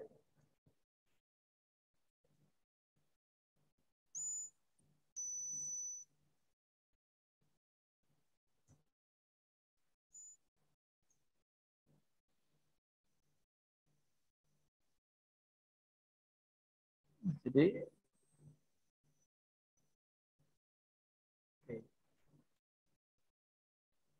nah ini ada 55.000, kebanyakan ya. Saya masih jangan. Oke, 10 aja lah ya. Takutnya neheng. Oke, cukup. Ini diseleksi secara relevan gitu ya. Jadi apa? Mesin menghitung ya mana yang relevan itu ada 60%. Kita juga klarifikasi lagi Pak dari checklist tadi gitu. Kira-kira yang kata kunci yang nggak relevan boleh di uncheck lagi gitu.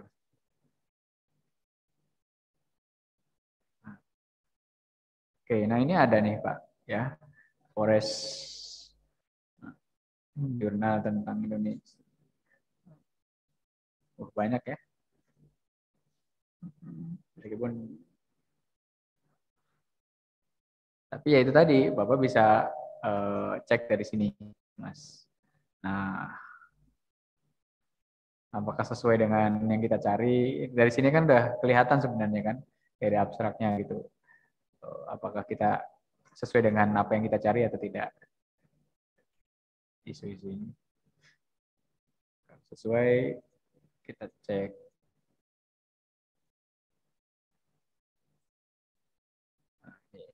Kita ngambil citasi tertinggi. Kita ngambil. Nah ini kan ada yang nggak tertulis publikasinya nih. Oh ternyata dia dari mana nih? Lolos gitu. Meskipun kita nulisnya publikasi apa jurnal, tapi dia lolos nih dari repositori apa ini ya? Skripsi. Pak, kita coba cek. Nah, ini kan bisa kita uncheck kan bagian ini dari repositori ini. Oh, ini penelitian Pak ya? Bukan jurnal ini ya. Nah, kita bisa uncheck nih yang nggak jelas misalkan. Nah, ada berapa nih? 4 ya. 1, 2, 3, 4. Udah gitu Pak. Mau Harus klasifikasi tega untuk uncheck biar nggak kebanyakan. ya? Dan kita terlalu sayang untuk Iya. Ya itu tetap manual, kita meriksanya tetap manual ya. Nah, jadi karena kalau kita serahin ke Fospiro semua ya dia apa adanya, motong-motongnya gitu ya. Nah, jadi ini juga kita, jadi apa ya, kalau ibarat saringan itu lumayan banyak gitu Pak ya, mulai dari publish or perish, saring lagi, di Mendeley, saring lagi, kemudian di apa, post viewernya gitu sebelum ditampilkan gitu. Nah, misalkan ini saya tiga kata kunci yang mau saya lihat keterhubungannya misalkan. Nah, hasilnya seperti ini. Nih. Jadi ada hubungan ya. Nah, jadi ini literasi digital ya, penelitian tentang literasi digital, ini penelitian tentang sentiment analysis post health literasi, kemudian jadi ini ada overlay ya. Nah, kita bisa lihat bahwa hubungan antara, nah ini kalau kita klik ya, kalau mau melihat ininya, ini kegedean ini ya.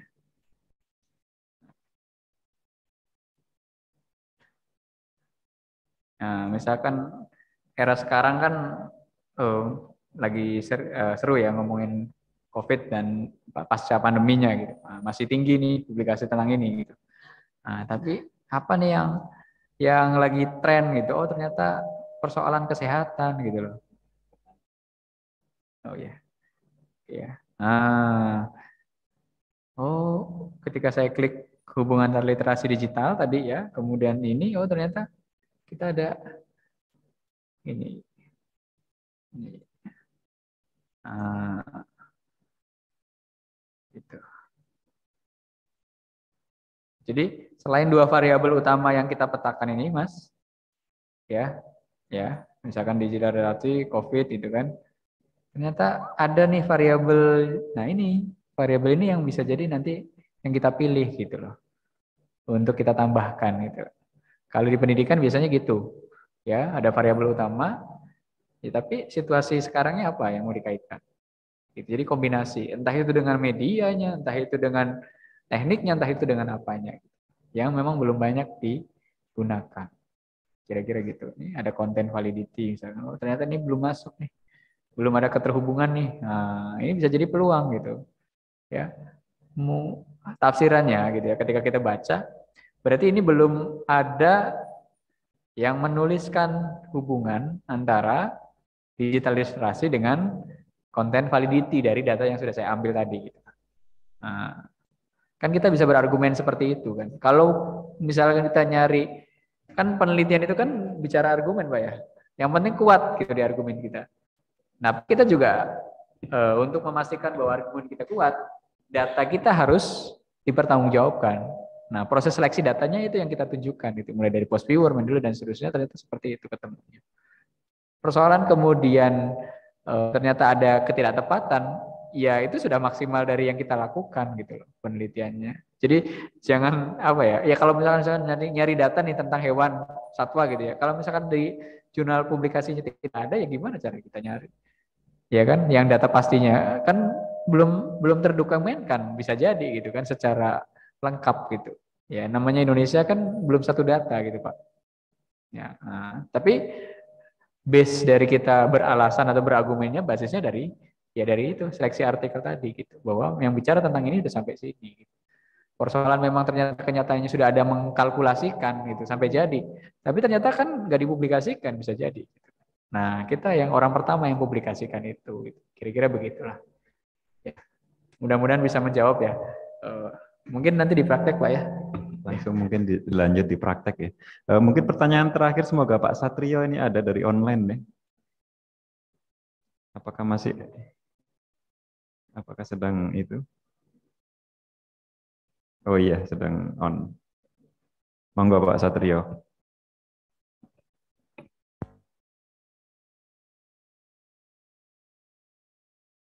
Oh sepertinya Speakernya belum on. Halo, Oh iya sudah. sudah ya Pak ya. Ya terima kasih Pak Arief, Pak Irwandani untuk acaranya, untuk pengetahuannya. Jadi saya ada 2 pertanyaan Pak. Yang pertama itu dari saya melihat Post Viewer ini, kadang-kadang kan kita ada penelitian yang kita sudah spesifik mau topiknya apa, temanya apa gitu ya Pak ya. Nah, tetapi terus kita ingin melihat benang merah dari penelitian ini sebelumnya dengan penelitian yang akan kita lakukan. Nah, itu apakah Post Viewer atau ada aplikasi lain yang bisa menunjukkan adanya kronologis waktu dan autornya gitu. Misalnya di sini ada tentang health literacy gitu ya. Nah, health literacy itu sebetulnya siapa saja yang sudah membahas tentang ini, terus waktunya kapan, si autornya siapa gitu, apakah bisa diekstrak juga dari informasi yang ada di Post Viewer ini? Itu Pak, yang pertama. Terus yang kedua, kalau kita sudah punya tema tertentu, kan kadang-kadang kita sudah mau beranjak kepada pembahasan yang lebih detail lagi ya. Jadi kita sudah lebih dari grafik ini gitu. Nah, apakah Bapak Pak Irwandani atau Pak Arief ada saran ya mengenai bagaimana kita bisa mencari gap penelitian ya secara manual atau secara otomatis gini bibliometrik.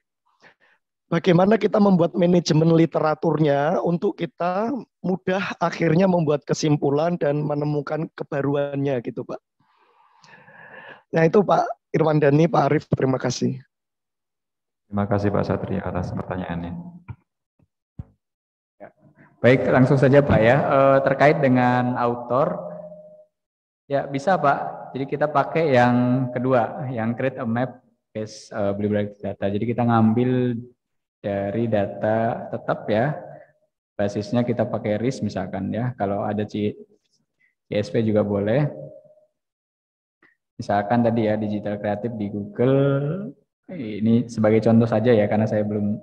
Nah, di sini ada co-authorship, ada author. Nah, kita bisa pilih maksimum author per dokumennya, misalkan kita bisa pilih ya. Next. Nah, oke, kita kecilkan lagi misalkan. Oke. Nah, ini Pak.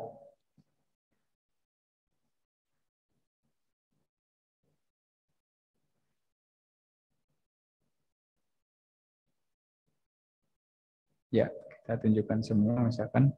Nah, kira-kira seperti ini Pak, keterhubungan penulis ya atau autor ini.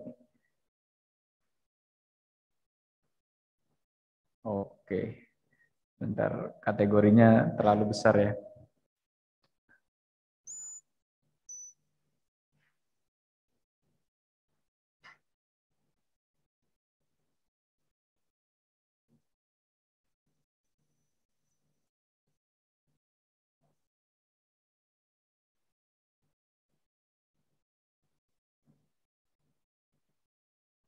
Nah, oke, misalkan kita lihat, mau ngelihat ada semua ya, semua autor kita minimalisir semua, kita minimize semua. Ya kita pengen tahu siapa yang paling dominan di antara penulis-penulis ini. Oh, ternyata di sini ada McLaren ya, yang 21 dokumen. Oke.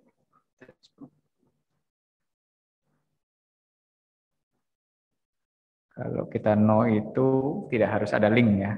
Jadi penulis yang berdiri sendiri. Nah, wah ini yang dominan penulisnya tentang apa tadi ya, pedagogi kritis, ini si McLaren P. Nah, ini kebetulan saya belum cek di Mendeley-nya Pak, ya penulis autornya. Kalau kita sudah rapikan di sini, insya Allah sih sudah nama-nama penulisnya sudah terstandar gitu. Yang ini saya ambil database saja tanpa melewati Mendeley, ya. Nah, kira-kira seperti ini, Pak.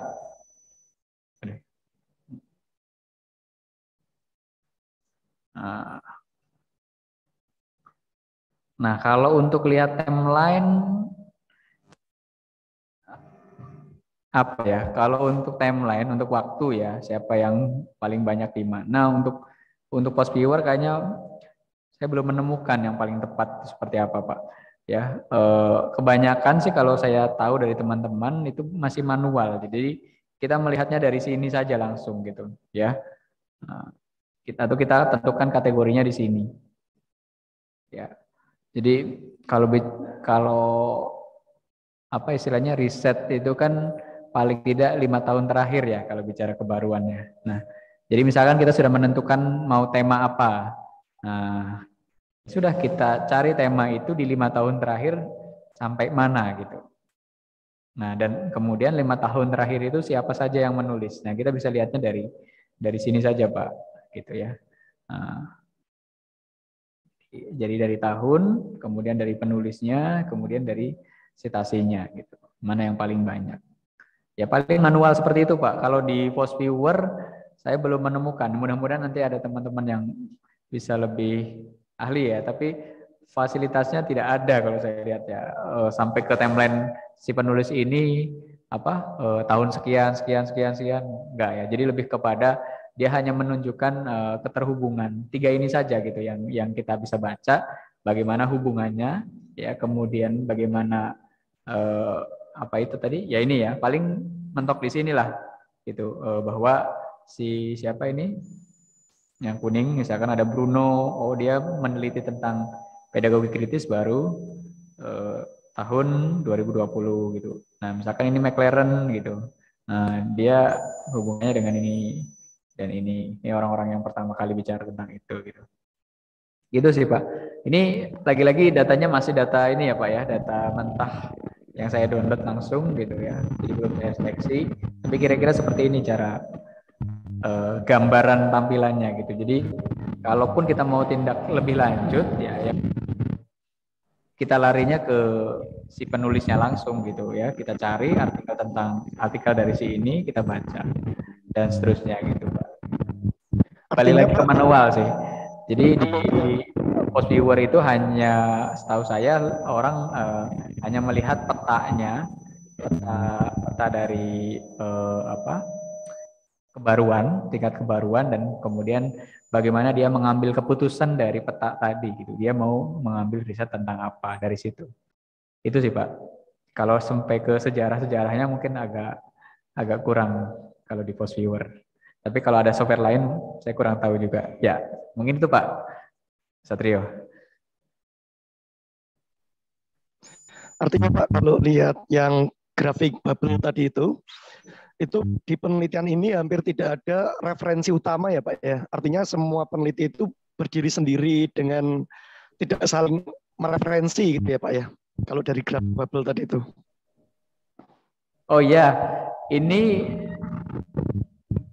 tergantung kita ini Pak. Jadi kalau, nah coba ya.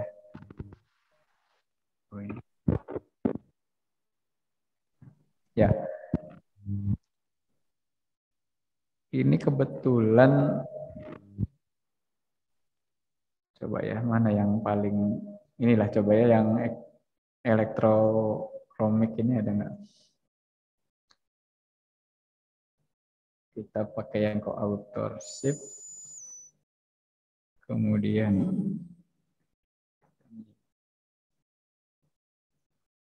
oke, nggak bisa karena terlalu sedikit ini ya.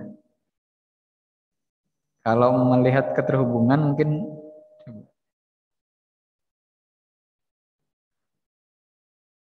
nah paling seperti ini Pak.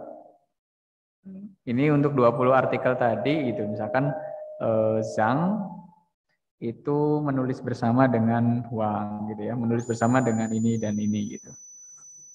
Ini untuk 20 data yang tadi yang tentang, tapi kalau misalkan semakin banyak kita bisa lihat overlay-nya. Nah, kalaupun misalkan tidak terhubung, mungkin ini juga tafsiran awal ya, karena kan lagi-lagi kita bicara saringan ya, saringan dari database-nya ya.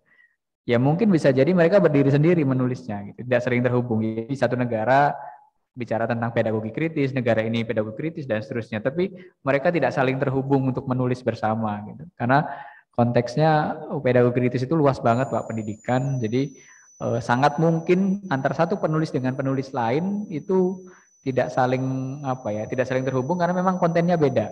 Pendidikan di Indonesia dengan pendidikan di Amerika, di katakan negara-negara Eropa itu beda gitu ya. Baik itu jadi baik itu sistem, baik itu mahasiswa, siswanya dan seterusnya itu beda gitu. Banyak sekali variabel. Maka kemudian untuk saling berhubungan secara itu sangat memungkinkan juga. Kecuali memang misalkan pedagogi kritis tapi dia masih sebatas teori gitu ya.